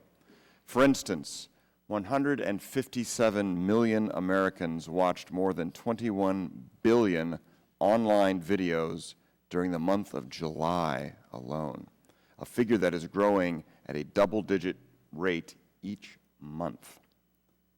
Consumers are watching those videos on an increasing number of platforms as well, most notably wireless platforms. 3 years ago, the discussion of a wireless-only marketplace was just beginning. Today, nearly 1 in 5 American households is wireless only. In fact, I'd like to point out that my wireline legal advisor, Nick Alexander, his household is wireless only. I think that speaks volumes. While the majority of American consumers also have a choice of 5 wireless carriers. At the same time, 23% of all businesses are expected to be wireless only by the year 2012.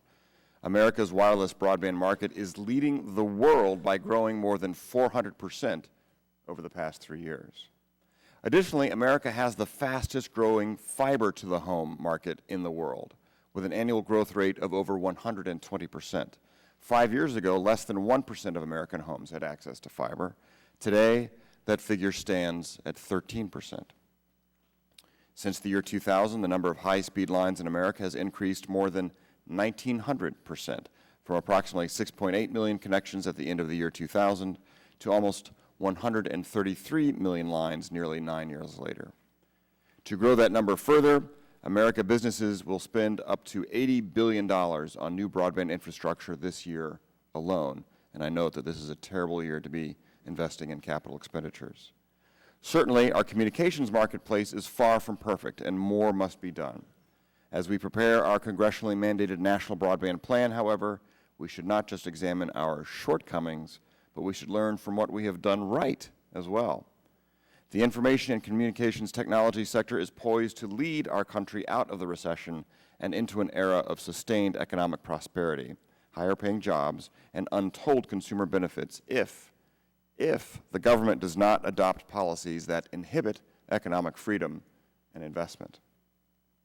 America's year-over-year private sector investments in broadband dwarf any government-funded broadband efforts throughout the globe. In recent years, the Commission has promised that new broadband technologies would come to fruition as a result of our actions to put into the hands of consumers the power of previously unavailable spectrum, such as the 700 megahertz band. Market players, both large and small, will need even more capital to build out the infrastructure needed to make that promise a reality. With this fact in mind, whatever policies we adopt should help attract more private sector capital and not deter it. As the broadband plan takes shape, it is my hope that the plan will not take a heavy-handed, top-down, command-and-control industrial policy approach. Instead, I hope that it will be imaginative, pragmatic, flexible, and the next step in an open and iterative process that will make helping unserved America its top priority. Our policies should encourage abundance and competition to give consumers more choices, life-changing innovations, and lower prices, all while obviating the need for regulation and rationing. If we are truly committed to being data-driven and avoid cherry-picking data to justify a predetermined outcome, we can produce a useful template to produce constructive public policy. In addition to reform and the broadband plan, the Commission faces a number of other challenges. We are confronted with a skyrocketing universal service cost structure that is unsustainable. More than 1.3 million broadcast indecency complaints, some of which literally are older than my children, lie ossifying at our agency. The Communications Act requires us to review our rules governing media ownership again next year. And during that review, as with all of our endeavors, we must be faithful to the First Amendment and defend the freedom of speech. We still have work to do to ensure technologies that operate in the unused television white spaces can come to market and into the hands of consumers as quickly as possible. Likewise, we must work with Congress to devise a solution for resolving the communications challenges faced by our nation's emergency response providers, and the list goes on. But in conclusion, America's ICT sector is at a critical juncture. Our technological and economic future could be brilliant if we as policymakers have the courage to make the right choices. I look forward to working with Congress, Chairman Janikowski, and my Commission colleagues on important new policies that will encourage job-creating investment, empower consumers, and make America stronger and more competitive. Thank you, Mr. Chairman, and I look forward to your questions. Thank you very much, Commissioner McDowell. Commissioner Clyburn. Thank you, Mr. Chairman, Ranking Member Stearns, and members of the subcommittee. Good morning. It's an honor and a privilege to appear before you today, alongside my esteemed colleagues, to discuss our work at the Commission. As an agency responsible for regulating the telecommunications industry, the FCC has an important role to play in our nation's economic recovery and sustained health. From what I've witnessed in my short time at the Commission, I can assure you that we are an agency fully committed to the task at hand.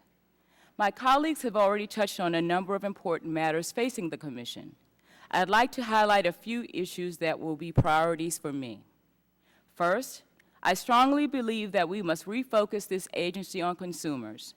We must be vigilant in asking ourselves how our decisions impact the marketplace. Where the market is working effectively and consumers are reaping benefits, we can take a step back and watch it flourish. Where the market is failing, however, our responsibility is to craft reasonable and appropriate measures to get it back on track.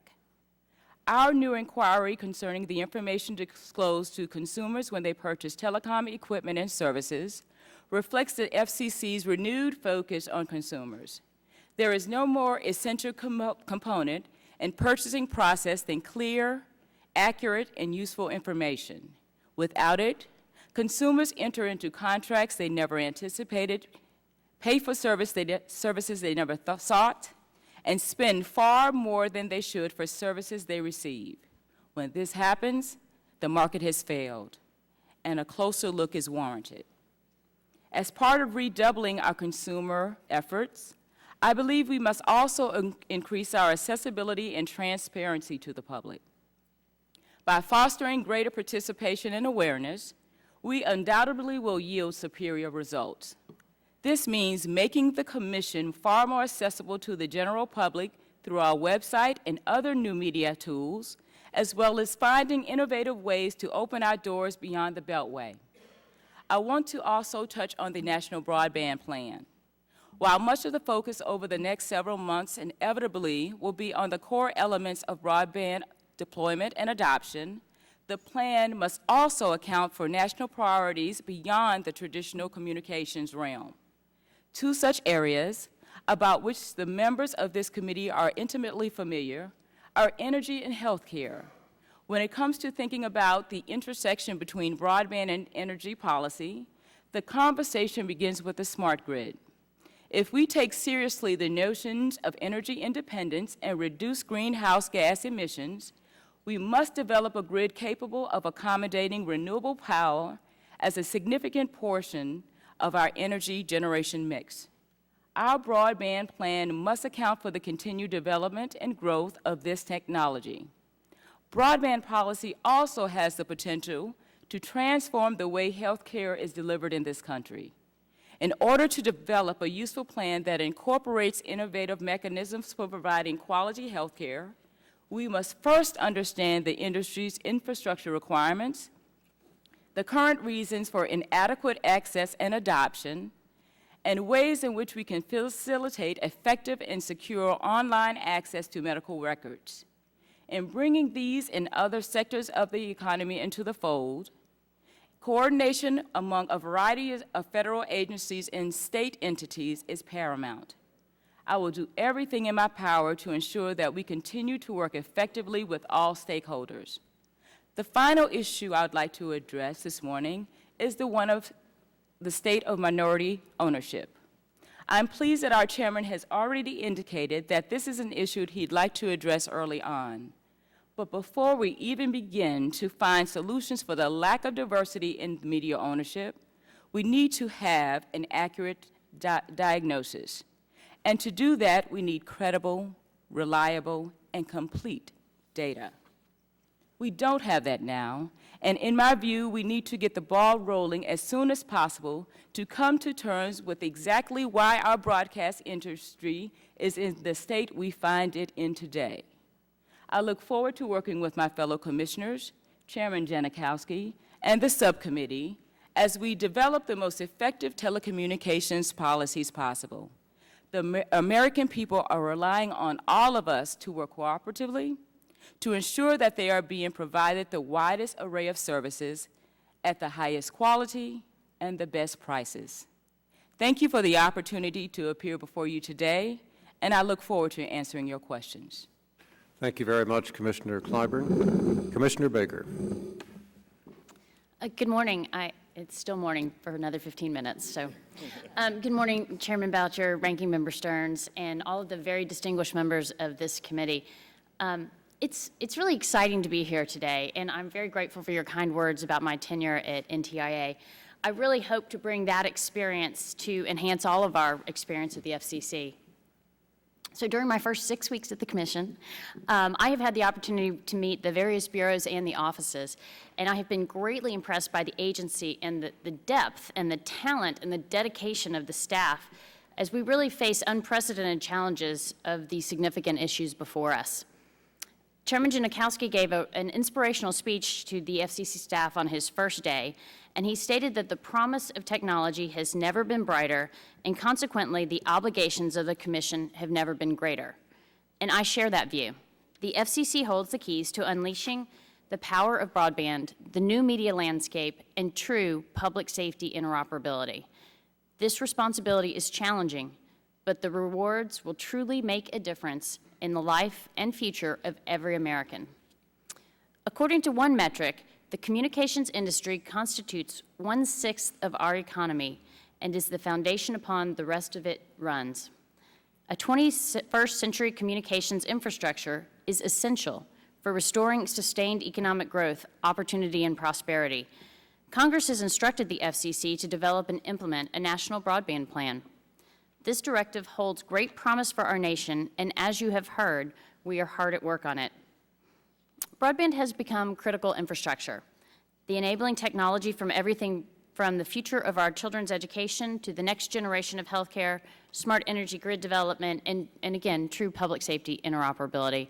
The FCC will play a very important role in making sure that the right regulatory environment exists to create incentives for companies to build out this infrastructure faster, to reward innovation and investment, and to encourage competition so that American consumers have access to and can afford the world's most advanced telecommunications services.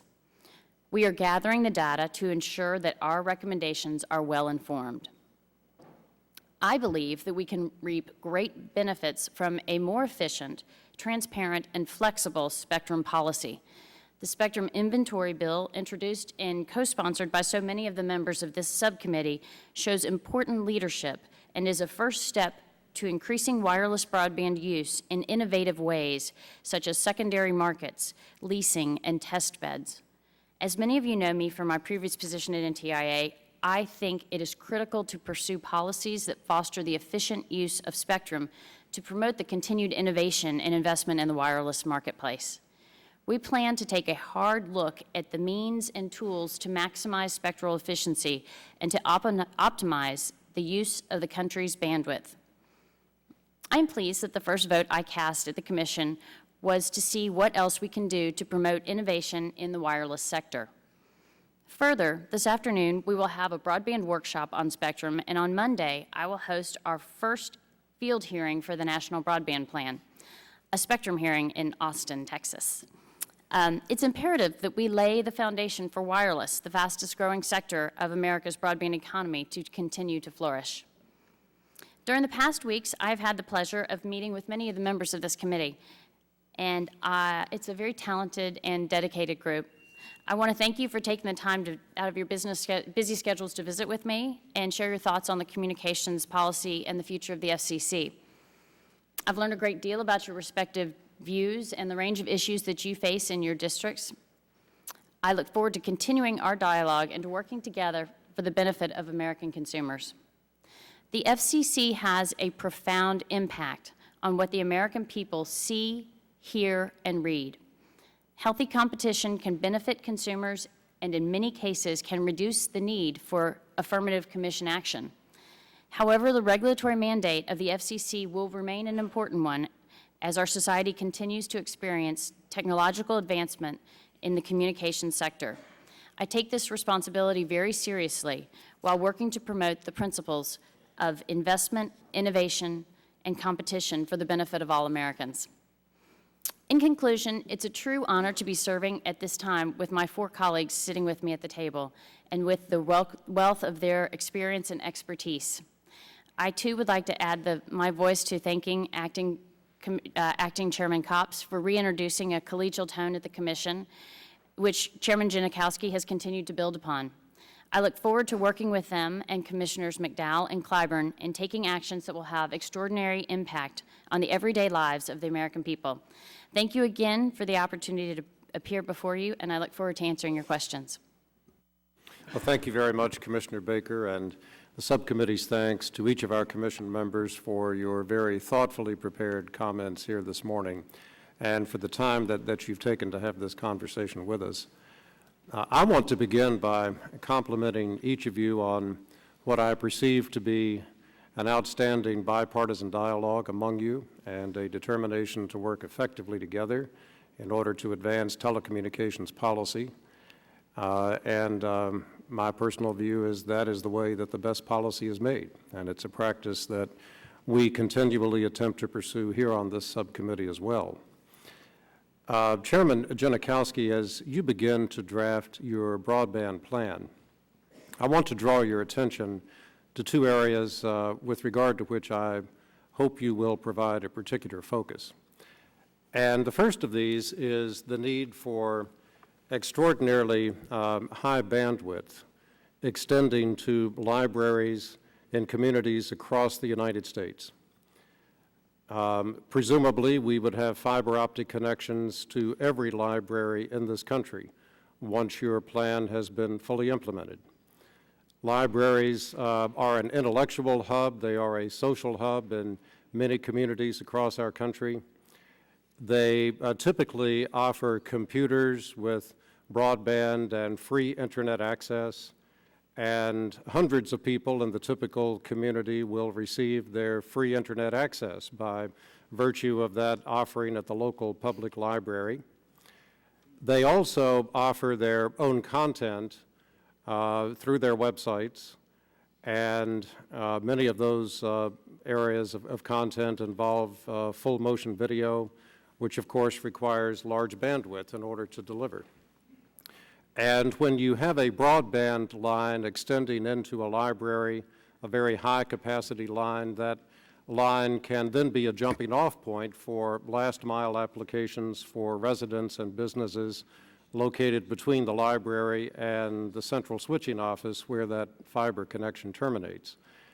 And so there really are a range of community benefits that are advanced when we have truly high capacity broadband access extending into the public library. And I hope that you will have due regard for that as your plan is developed.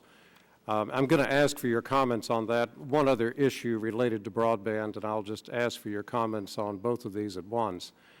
As our colleague, Mr. Butterfield, indicated, you're going to be devising definitions for unserved areas and underserved areas across the country. And I hope you'll be extraordinarily careful, particularly in the definition of what is unserved. We have some experience with the existing Community Connect program that's administered by the Rural Utility Service at the U.S. Department of Agriculture. And it's a very small program. It's effective where it's deployed, but it's very small, and perhaps because of its small size, there's some necessity to be quite conservative in the definitions of the areas that will qualify. But one of their definitions is so conservative as to disqualify areas that, in my personal opinion, are really worthy of service. They define unserved as an area that has absolutely no broadband access to anyone in the community. So if a single resident of the community has broadband extending into that home, the entire community is deemed to be served, even though no one else in the community has access to broadband. That's an unusually, and I think, far too severe restriction, and I would hope that you would keep that example in mind as you're defining what unserved means. If there are parts of a community that lack broadband, those parts should be deemed to be unserved in whatever definition you craft. I want to comment on the notion of underserved also. In my view, if there is a single provider in a community and the benefit of competition is not provided in that community should be deemed to be underserved. If the data rates are unusually slow in that community, if it's perhaps less than a megabit per second for a download speed, that, in my view, would be another indicia of that community being underserved. If you have competition and high data rates, but prices are very high for whatever reason, above the national average perhaps, that might be another indicia of a community that is underserved. And so I would offer those suggestions to you as you undertake these critical definitions in structuring your plan. And Chairman Janikowski, if you would like to take a few minutes to respond, I would be happy to hear your answer. The first thing I'd say is that all of those thoughts will be taken into account as we develop the national broadband strategy. The structure of our work, the way we've organized the staff, the workshops, the issues that we're jumping into follow from what's in the statute. We were asked in connection with the national broadband strategy to look at 1, deployment, 2, adoption and affordability, and 3, national purposes, the ways that broadband can help address so many of our national problems, healthcare, education, energy, et cetera. As I've been in this job for a little while and as we've done the work on broadband, we realize that these issues are incredibly complex. When I met with Congressman Doyle, I don't know if he's here now, there are real issues in Pittsburgh that you wouldn't expect that, as I talk to Congressman Doyle, sound a lot like issues that I hear about when I talk to rural members. The overriding goal of the national broadband strategy, as I understand it, is the goal of broadband access for all Americans. There are many challenges to address, many problems to solve, and the kinds of issues that you've raised up, some of which have come up in the context of the near-term broadband grants, are issues that we must get our arms around in connection with the longer-term national broadband strategy. With respect to libraries, a couple of thoughts. One of Congress's great successes and one of the Commission's successes over time has been the E-rate program, which reflects a strategy adopted on a bipartisan basis to look at a different institution from the one you mentioned, schools, although libraries are also in the program, and to say we see enormous benefits from connecting schools even before we get to broadband. And I think this is reflected in the statute that we've been asked to look at in connection with the national broadband strategy. Libraries have all the benefits that you spoke about, schools, healthcare facilities. These all have both direct benefits because if these local institutions can be connected to broadband, there are just obvious benefits to each, library, schools, hospitals. And then they also have these extra benefits that you mentioned that driving high-speed internet to these institutions helps solve the last mile problem and other problems in the community through both wired and wireless options. I think you'll hear, we've heard the phrase in our workshops so far, strategic institutions, encouraging us as we develop a national broadband strategy to think in part about what we can do to help ensure that strategic institutions in the U.S. have access to a robust pipe for exactly these reasons, and I think you'll see that discussion, that work continue. Thank you very much, Chairman Janikowski. My time has expired. The gentleman from Florida, Mr. Stearns, is recognized for 5 minutes. Thank you, Mr. Chairman, and I appreciate your comments about that the FCC. It's very refreshing to hear how they're working in a bipartisan fashion, and of course I attribute your leadership too, because you're working in the same capacity here in this subcommittee. I think we heard from our ranking member on this side, Mr. Barton. He and I dropped a bill, H.R. 2183. Mr. Chairman, this bill probably can be enacted by you without passing this bill, and I'm not sure, since we're in the minority, we'll have any chance. But I think the question for you is, over the years, I think both sides, both Republican and Democrat, think there's been a lack of transparency on the basis of the FCC's commission. Perhaps, as Mr. Barton said, it become opaque.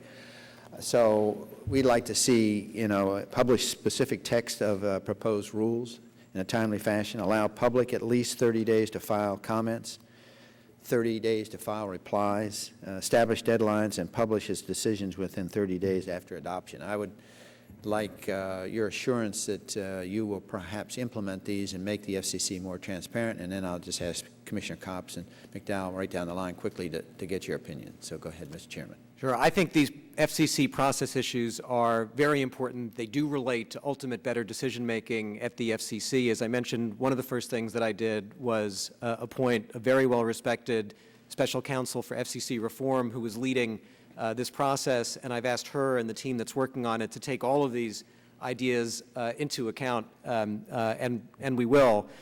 Transparency is incredibly important. We've taken some steps, as I've mentioned already. Probably the most important is the way that we've run our broadband process through open workshops, publishing a schedule of workshops, encouraging broad participation. Each of the workshops are in public. You see staff rolling up their sleeves with a mixed group of people. I'm not going to take your time. No, but I mean, you could see this place is packed by a lot of people, and a lot of these people are probably just saying, Mr. Chairman, just tell us what the procedures are so we can follow, and we have these procedures in place so that we have the transparency so we can compete.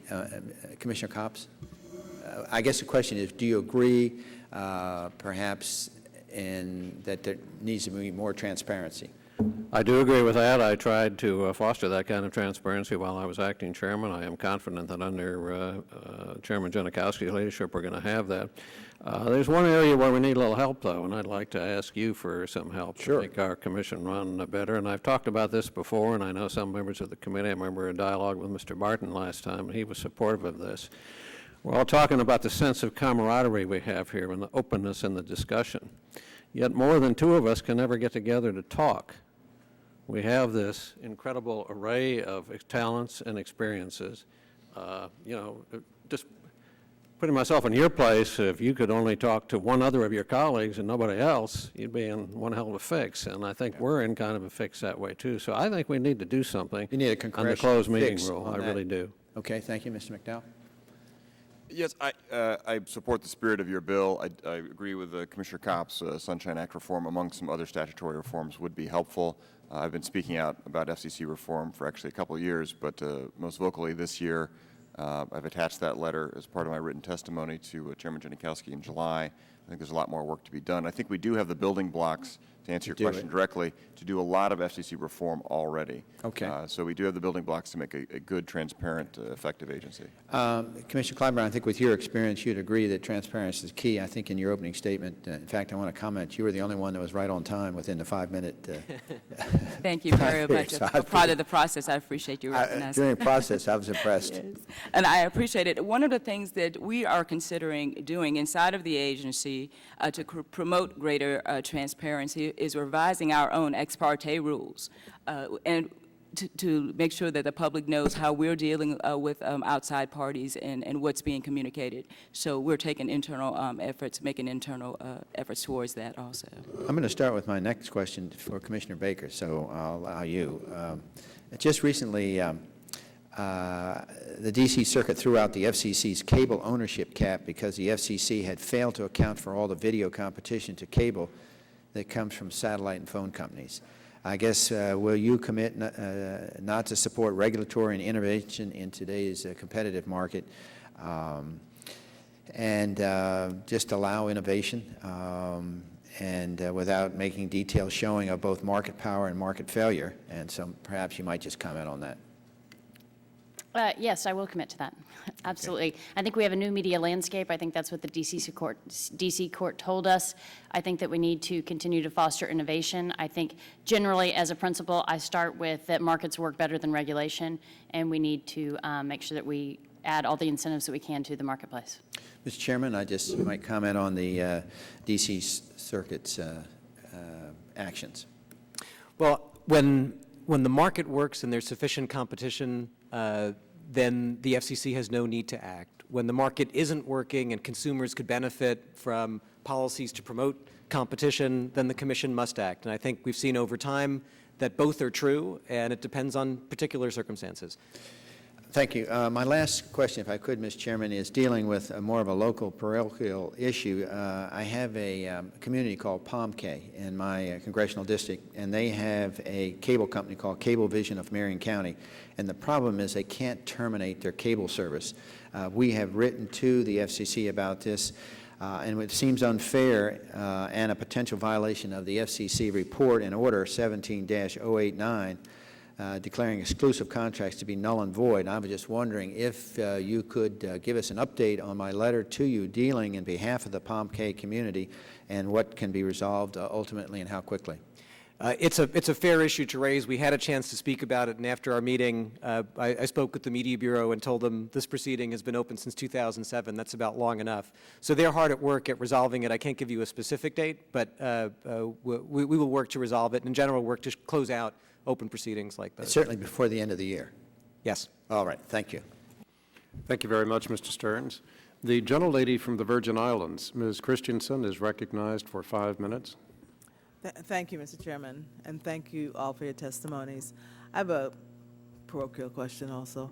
The FCC previously ruled in favor of interim cap on universal fund high payments to competitive eligible carriers. In the Virgin Islands, we just had one. So we really lag behind the rest of the country in terms of competitive entry. Do you think that the interim cap in any way creates barriers for competitive entry in poorer areas, and would the FCC consider exemptions for areas like mine that just had one carrier and now the universal high fund payments are closed off to any other carrier? And I apologize, I had a little bit of a hard time hearing the question, but I think I understood it. Tackling the challenges of universal service is very important for the Commission. On one hand, it's been an extraordinary success for the country, helping deliver telephone service to all Americans everywhere, as Commissioner Kopp said, without regard to who they are, where they live. At the same time, it's very clear that the system is under pressure for a series of reasons relating to changes in the marketplace. There are broad global issues that have to be addressed with the USF, and then there are a series of issues of the sort you mentioned that come up in particular markets that we have to address. Last, it relates in an important way to broadband, because we do need to move USF to a program that supports broadband. I wish it were easy and we could flash cut and move over. It'll be difficult. It's an area where the Commission will be working on it. As Chairman Boucher said, he's working on a bill. We will be a resource for the Commission, and I hope this is something that we can all solve together. It's an important challenge for the country. Thank you. And I'll just direct this out. Anyone can answer it. As I read the testimonies, and we had NTIA and RUS here last week, most of the outreach is done through the internet. And we still have a digital divide in this country, and there are many people that are not getting in the information. Someone said somewhere last week, I don't remember who it was, that in our communities, the disadvantaged communities, we don't even know what we don't know.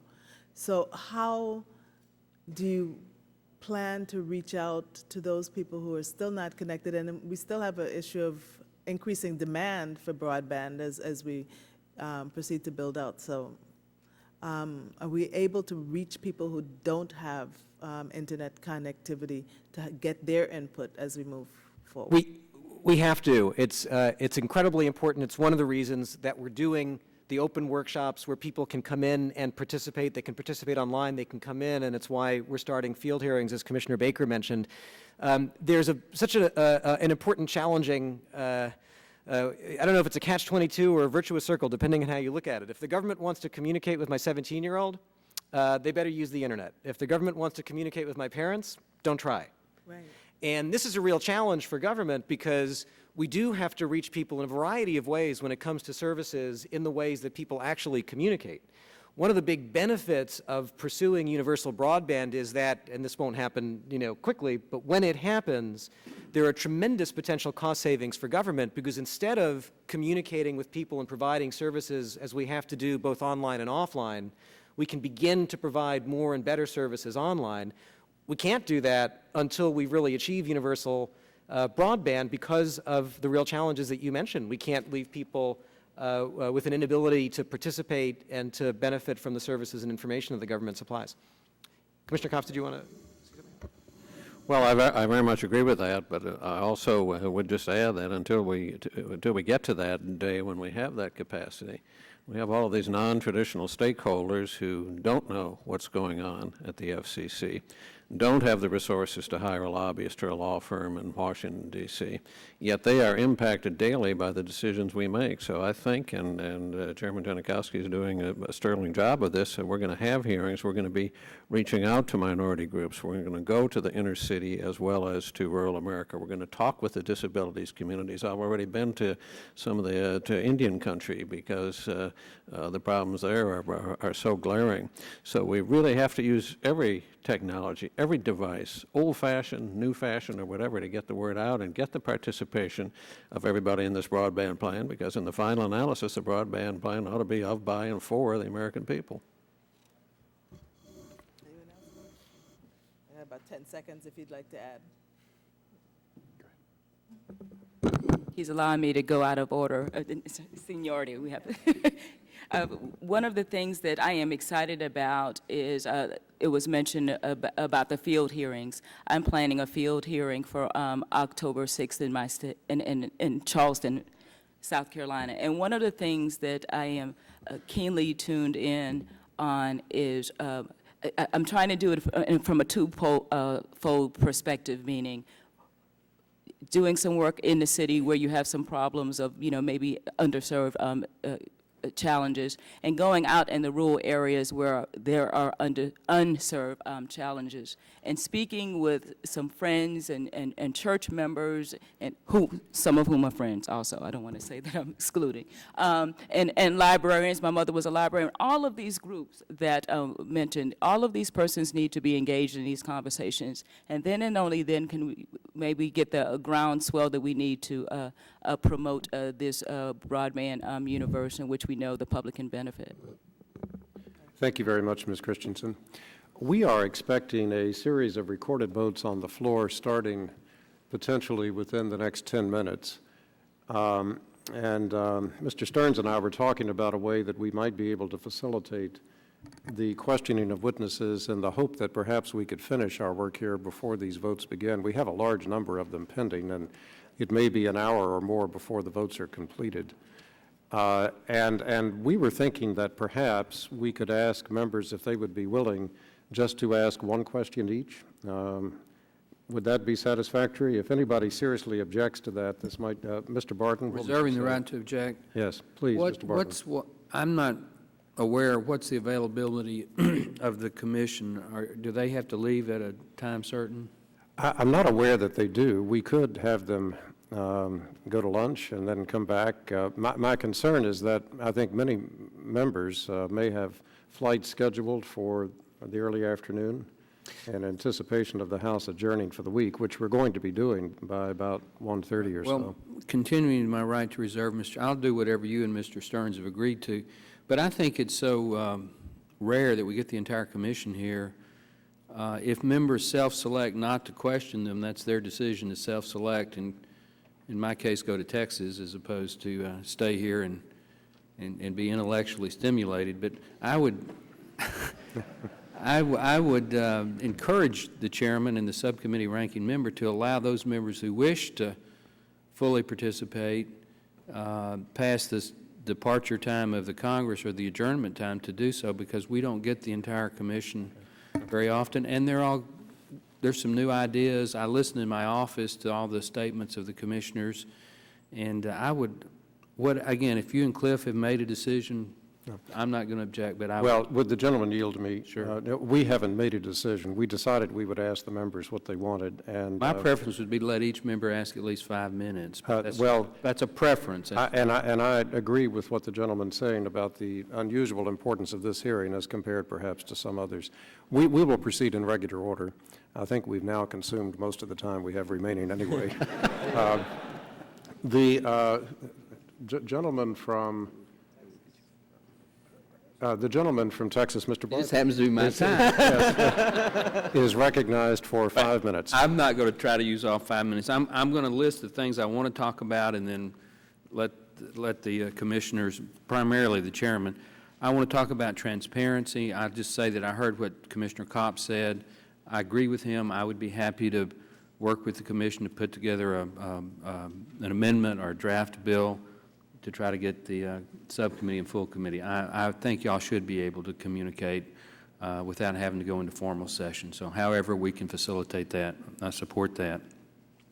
As I said in my opening statement, I think we need to have more transparency in the commission, and Mr. Stearns and I have introduced a bill to that effect, and we'd ask the commission to comment on that bill to see if it needs to be improved. My first question is to the new chairman. On spectrum auctions, we don't have much new spectrum in the pipeline. We have a bill in on it that's a bipartisan bill on a spectrum inventory. Do you have any thoughts that you'd share with the committee on what conditions, if any, if we try to re-auction the D block that's already failed once? 2 points quickly, Mr. Barton. One, on transparency and FCC reform, I look forward to working with you as part of our process to make sure that we have an FCC that is open, transparent, fair, data-driven, and that really is the expert agency that benefits the entire country. On spectrum, quickly, second, there is a demand crunch coming. We need to put more spectrum in the marketplace, and the pipeline is not what it needs to be. And so I would welcome passage of the inventory bill, and our role in that and the NTIA's role in that I think will be very important. Third, with respect to the D block, that is some spectrum that we can get on the market soon. The challenge of the public safety component of it is real. I'm focused on making sure that we get it right. I don't want to rush into a failed auction, but I also think we need to move quickly to address the issues. Commissioner Kopp, as acting chairman, caused the agency to begin work on it. The agency has jumped into it. The D block, of course, comes up often in connection with our broadband plan.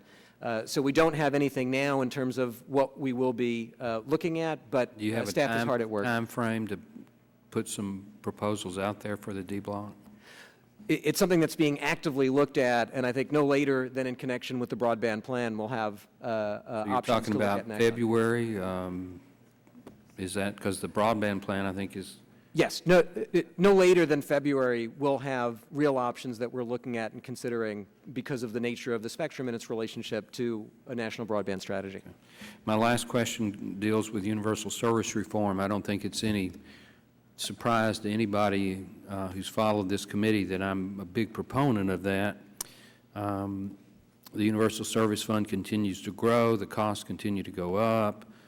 Do you have any, and again, this is to you, Mr. Chairman, do you have any thoughts on reform measures with regards to the Universal Service Fund, and do you have a timetable for the Commission considering those? The timetable will be similar. No later than February in connection with the national broadband strategy will we have options to look at and policies to consider, because USF and broadband will be an important part of the discussion. Many people are raising it, including many on the committee. As I said before, there are real opportunities and challenges both with the Universal Service Fund. I don't think I need to repeat them. You know them extremely well. It's a complex challenge on which there are some areas where there's beginning to be some consensus. but more work needs to be done to have universal service reform that works well for the country. I know the committee is looking at this as well, and will continue to be a resource for the committee as it does its work. My last question, if you don't want to answer this, you don't have to. Do you have a frequent conversation with the president? I mean, are you and he in communications so that we know that the FCC has got a direct line to the White House, which we haven't had with some other chairman in the past? I don't think anyone speaks with the president as frequently as they might have in the past. Okay. I'll take that. All right, I yield back, Mr. Chairman. Thank you very much, Mr. Barton. The gentlelady from Florida, Ms. Castor, is recognized for 5 minutes. Thank you, Mr. Chairman. And Chairman Janikowski, I appreciate your words on the spectrum, and I'd like to hear from the other members concerning the spectrum, what your thoughts are, what your concerns are as we look at greater availability for new and innovative services.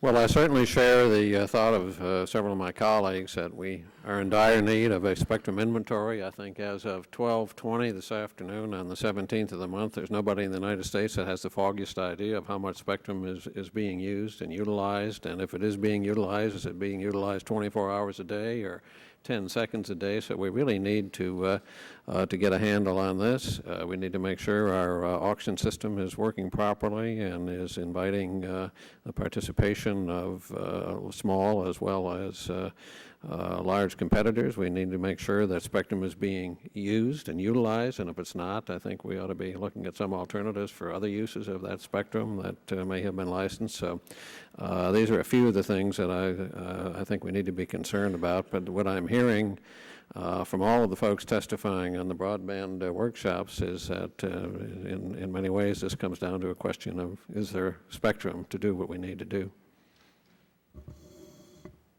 I'd welcome an inventory on spectrum, absolutely. We need to be careful what our expectations are once we get that inventory. Given any particular point on the map, it's very difficult to determine who's using what spectrum for what purpose, and I want to make sure I'm brief so that I can allow time for Commissioner Baker, who is a true expert in government use of the spectrum, seeing as how she managed that as acting head of NTIA. But we have a lot of spectrum that's not online yet from our AWS-1 auction in 2006. That's not yet built out. We have the 700 megahertz auction. Remember, the DTV transition just happened. We just had that auction last year. That's not built out. We have a lot of work to do in the television white spaces. All this is fabulous spectrum. The propagation characteristics there are the signals can travel a long distance and penetrate buildings, and it could be a fabulous asset, a great arrow in our quiver to resolve the broadband problem in unserved America. But let's be careful of what we want to do. Let's make sure we're flexible. Let's not try to micromanage the use of that spectrum. Let's make sure we require it to be used. But by the time we implement a government-mandated business plan, sometimes the market moves past that, as we found in several instances. So we need to be careful. Also to be mindful that our spectral efficiency in this country doubles every 2.5 years, sort of tied to Moore's law of computing.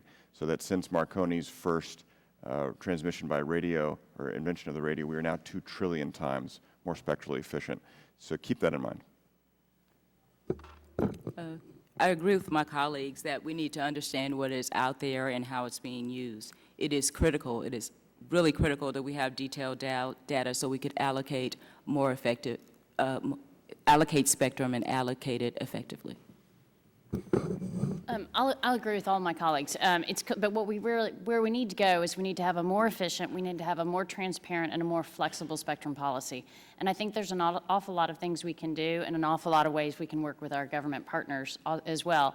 I think the government also often hears government is inefficient, but you know, DARPA spends more money on R&D in this area than probably anyone else. They've come up with a bunch of things like dynamic spectrum access and multi-antenna signal processing that are going to help us make more efficient use of what we have. But I agree with Commissioner McDowell. We have a lot that's in the pipeline. You know, we have the 700 megahertz, we have the AWS, we have the BRS spectrum that's all coming up that's not fully built out. But we need to lay the plans for the step after that. And so I'm committed to and look forward to working with you on that plan. Thank you very much, Ms. Castor. The gentleman from Michigan, Mr. Upton, is recognized for 5 minutes. Thank you, and I'll be very quick. Two brief questions and a comment. First of all, I want to make sure that you all know that I believe on the wireless side that folks are very satisfied. We will deal with Mr. Markey's adapter. I'll make sure that he's got plenty, both in Massachusetts is here and both when he's in the car as well as in his office. We don't want to fix what's broken. I don't believe that there's an effort that we need to pursue to regulate. My two questions are these. Regardless of which position one might take on the issue of special access market, all sides now seem to be asking the Commission to collect data on the market. And it seems to me that it is time to get the facts on the table, especially before you begin to work on the broadband plan. So, Mr. Chairman, do you plan to collect special access data from the carriers and interested parties, and if so, when? That's question number one, in interest of time. Just as we deal with the challenges of the transition to digital, we have a couple of areas, I would presume, around the country, certainly in my district, where it seems like those challenges are a little bit high. If we were able to accommodate perhaps a burst of additional power on the digital signal so that folks can get, for me, WGN or some of our local channels that may be at the very edge would be helpful. I look forward to hearing from you in terms of how you're dealing with those special, hopefully unique cases, and I yield to you to respond. Sure. On special access, it is something that we are hearing a lot about from multiple parties. The staff at the FCC has been working on the data issue for at least as long as I've been there. We haven't decided whether we will need more data in order to reach a decision on special access. So the next step that you'll hear from us is our view on whether we have enough data to make a decision. On digital television, I've instructed the Media Bureau to work diligently, closely with every broadcaster in the country that has specific issues. The first challenge that Acting Chairman Copps at the time and Commissioner McDowell led so well was the overall challenge for the country. Now it's a lot of case-by-case problems that come up. The staff of the Media Bureau is showing up every day, working with broadcasters to try to address specific issues, and we'll work with you after Thank this. you. Thank you. Yield back. Thank you, Mr. Upton. The gentleman from Massachusetts, Mr. Markey, is recognized for 5 minutes. Thank you, Mr. Chairman, very much. And thank you, Chairman Janikowski, and again, thank you for your brilliant decision in hiring Colin. Thank you for your gift. We talk enough about public option, but I would like to talk a little bit about the portability option, which is this charger issue. You know, if you buy a new TV, guess what? When you plug it in, you don't need anything else. Works just like the old TV. You buy a new radio, you plug it in, don't need anything else. Works just like the old one, huh? You buy a new car, guess what? They don't change the way you put gasoline into the car, right? It all kind of is the same, you know? It's kind of a standard quality. You don't have to buy some new adapter to put the gasoline in your brand new car, just like the old car. So here you have this thing where tens of millions of these devices have to be purchased and then thrown away within like a year and a half or so as you get your new device. And that's creating a huge environmental problem across the country. We have to dispose of all this stuff. Plus, it's just a pain they have to go through it. So my hope is that, the Commission could look at this. My intention is to introduce legislation on it. I'll work with Mr. Doyle, work with other members to kind of track down this issue and just make it easier for people. They don't have to fork over this extra dough. So if I could work with the commissioners, would you be willing to work with me on that? Would be happy to work on it. I think simply raising the issue has done the first step, which is challenging our great technology industry to come up with a solution. I'm glad that you've raised it. I've raised it with some technology companies. There's a desire to solve this, and looking at what, if anything, the FCC could do to incentivize some innovation to reduce the number of chargers would be something we'd be happy to work on. As the chairman of the Environment Subcommittee here, it's just becoming a huge environmental issue that's unnecessary. There's got to be some little fix that we can put in that makes the old adapter still usable. It doesn't seem that complicated. And second, I am developing legislation to create an E-rate 2.0 for broadband, and I noted that the Commission held a workshop on August 20th to identify new issues. Can you share your thoughts on updating and refining the E-rate program to capitalize on broadband?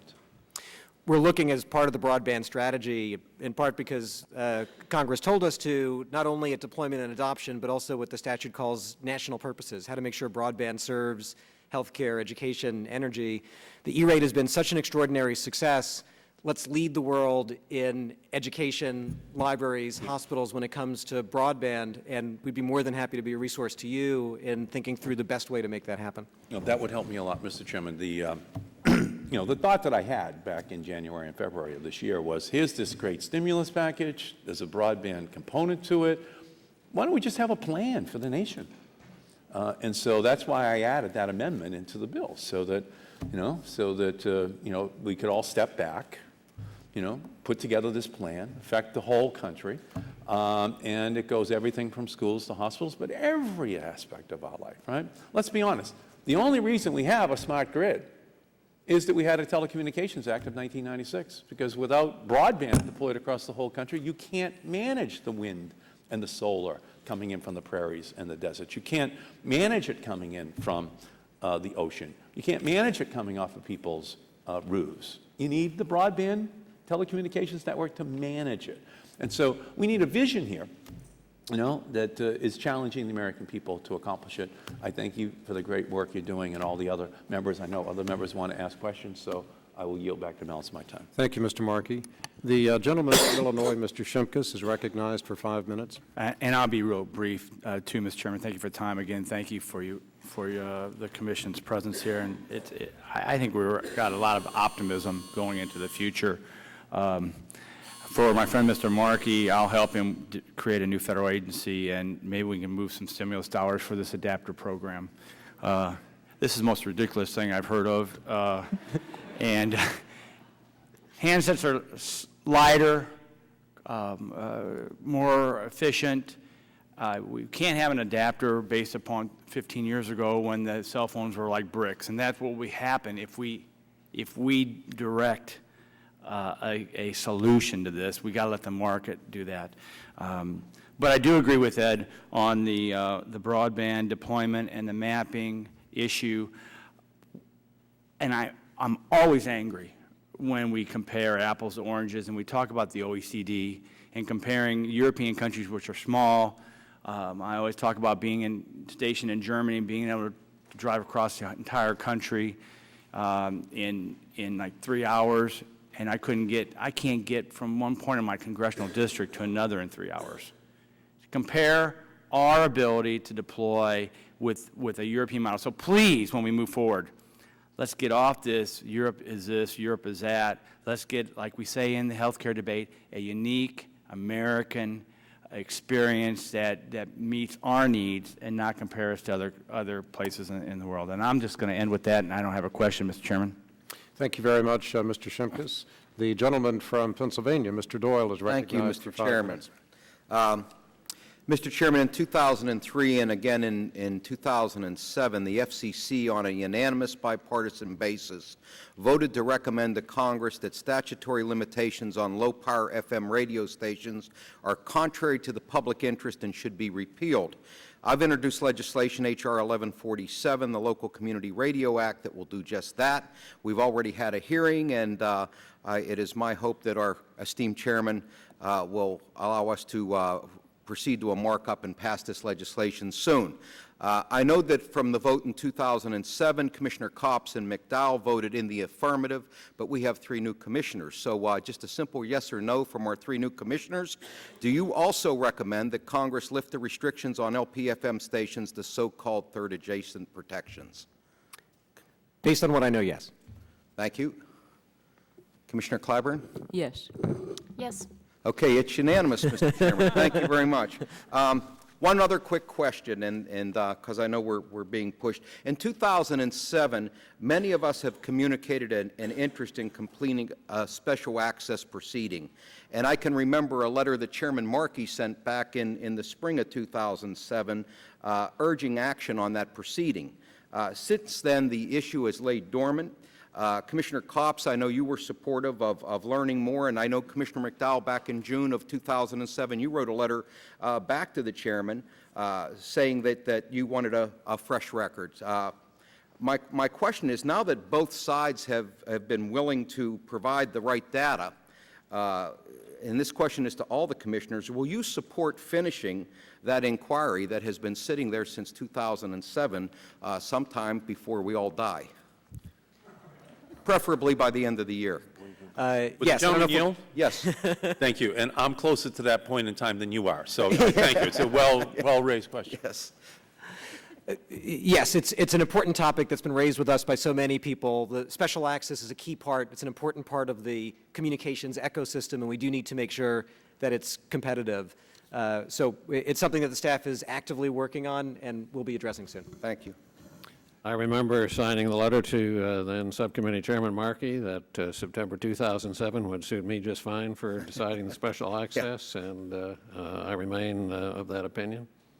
I think we should resolve the issue. It is very important to broadband. I think what we need, though, and I've been asking for this for 2 years, and we could have been done by now a long time ago, is a very granular analysis of data gathering. Not just both sides. There are more than 2 sides on this. There are multiple sides with new entrants as well. So a cell site by cell site, I'll say it again, cell site by cell site, building by building data of who is providing special access where and at what costs. This is the exact same information that the Department of Justice had in the Bell IXC mergers of many, many years ago. It's completely doable. I've been talking to our new head of Office of Strategic Planning, Paul Dessau, about this, and I think that's the only way that if the Commission does anything in the future that is sustainable on appeal, and so I'm saying it again. This is a complicated issue that I look forward to working on with a speedy resolution involving all stakeholders in this what I know what would be a data-driven process. She's right. It's, especially as a new commissioner, it's complex, it's contentious, but we need to solve it. We need to solve it as rapidly as we can because it's an input to an array of the competitive services, including wireless. So I think we all are committed to better data and making a decision quickly.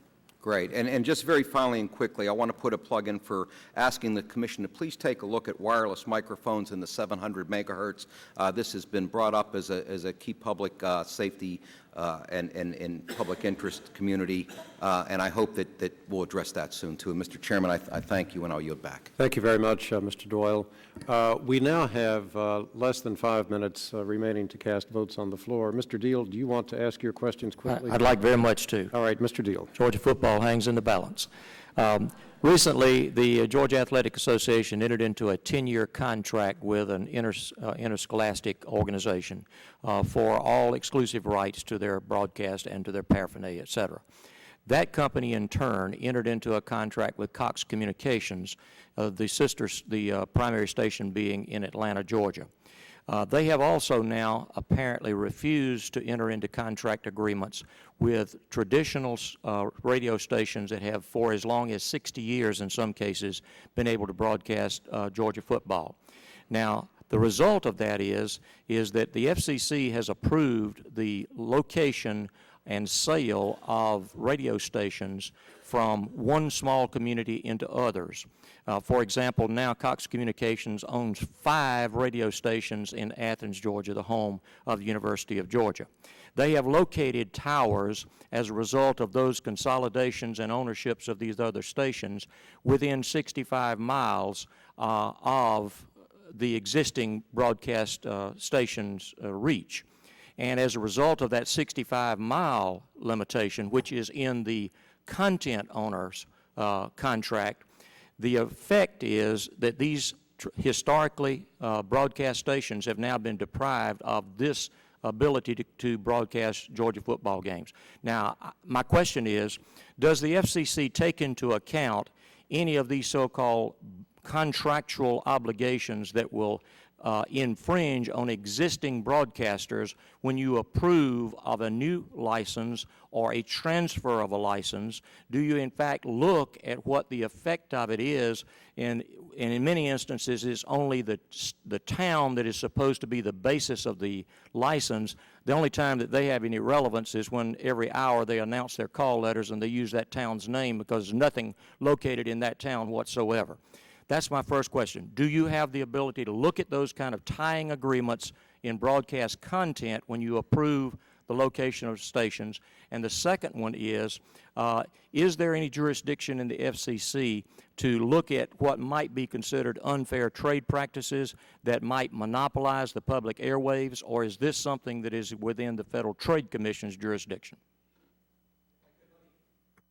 Let me pledge to get back to you on the answers to some of the technical questions about FCC jurisdiction. At a higher level, you're raising issues about a changing media landscape, competition in this new environment, the importance of local broadcasting, and the real interests of consumers and viewers.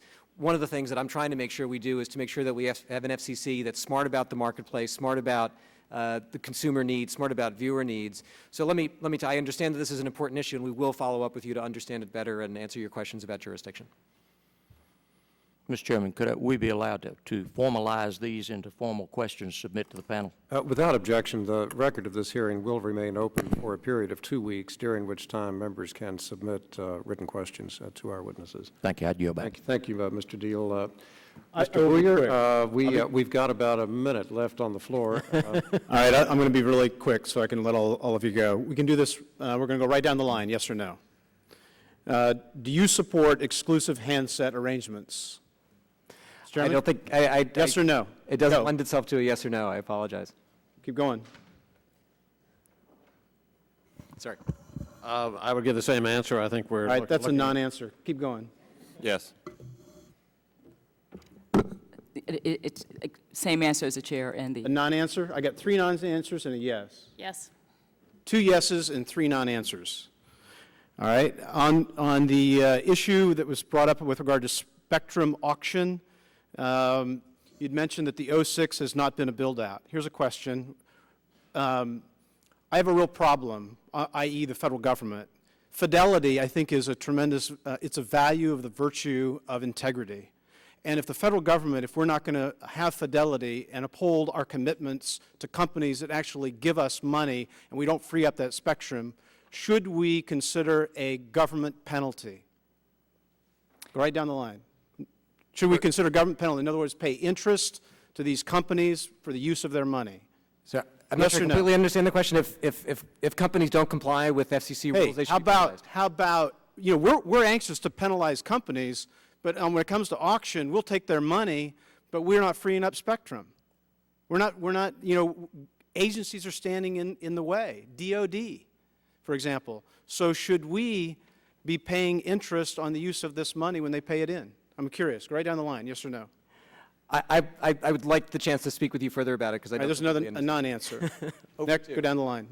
A non-answer. A non-answer. Yes. Yes. Non-answer? Yes. Wow. Interesting.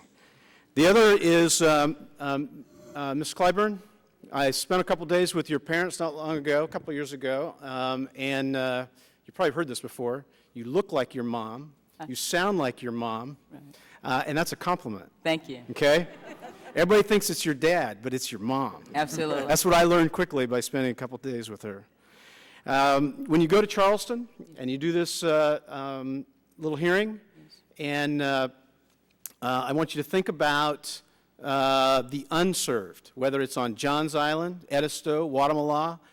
So when you're thinking about the underserved, think in your mind, we do not want to bring shame into the system. Shame is when you, if you're at a buffet, right? And 80% of the people have already eaten, but 20% haven't had a chance to eat. You don't go get seconds and get in line before people who haven't eaten, right? That's shameful conduct in America.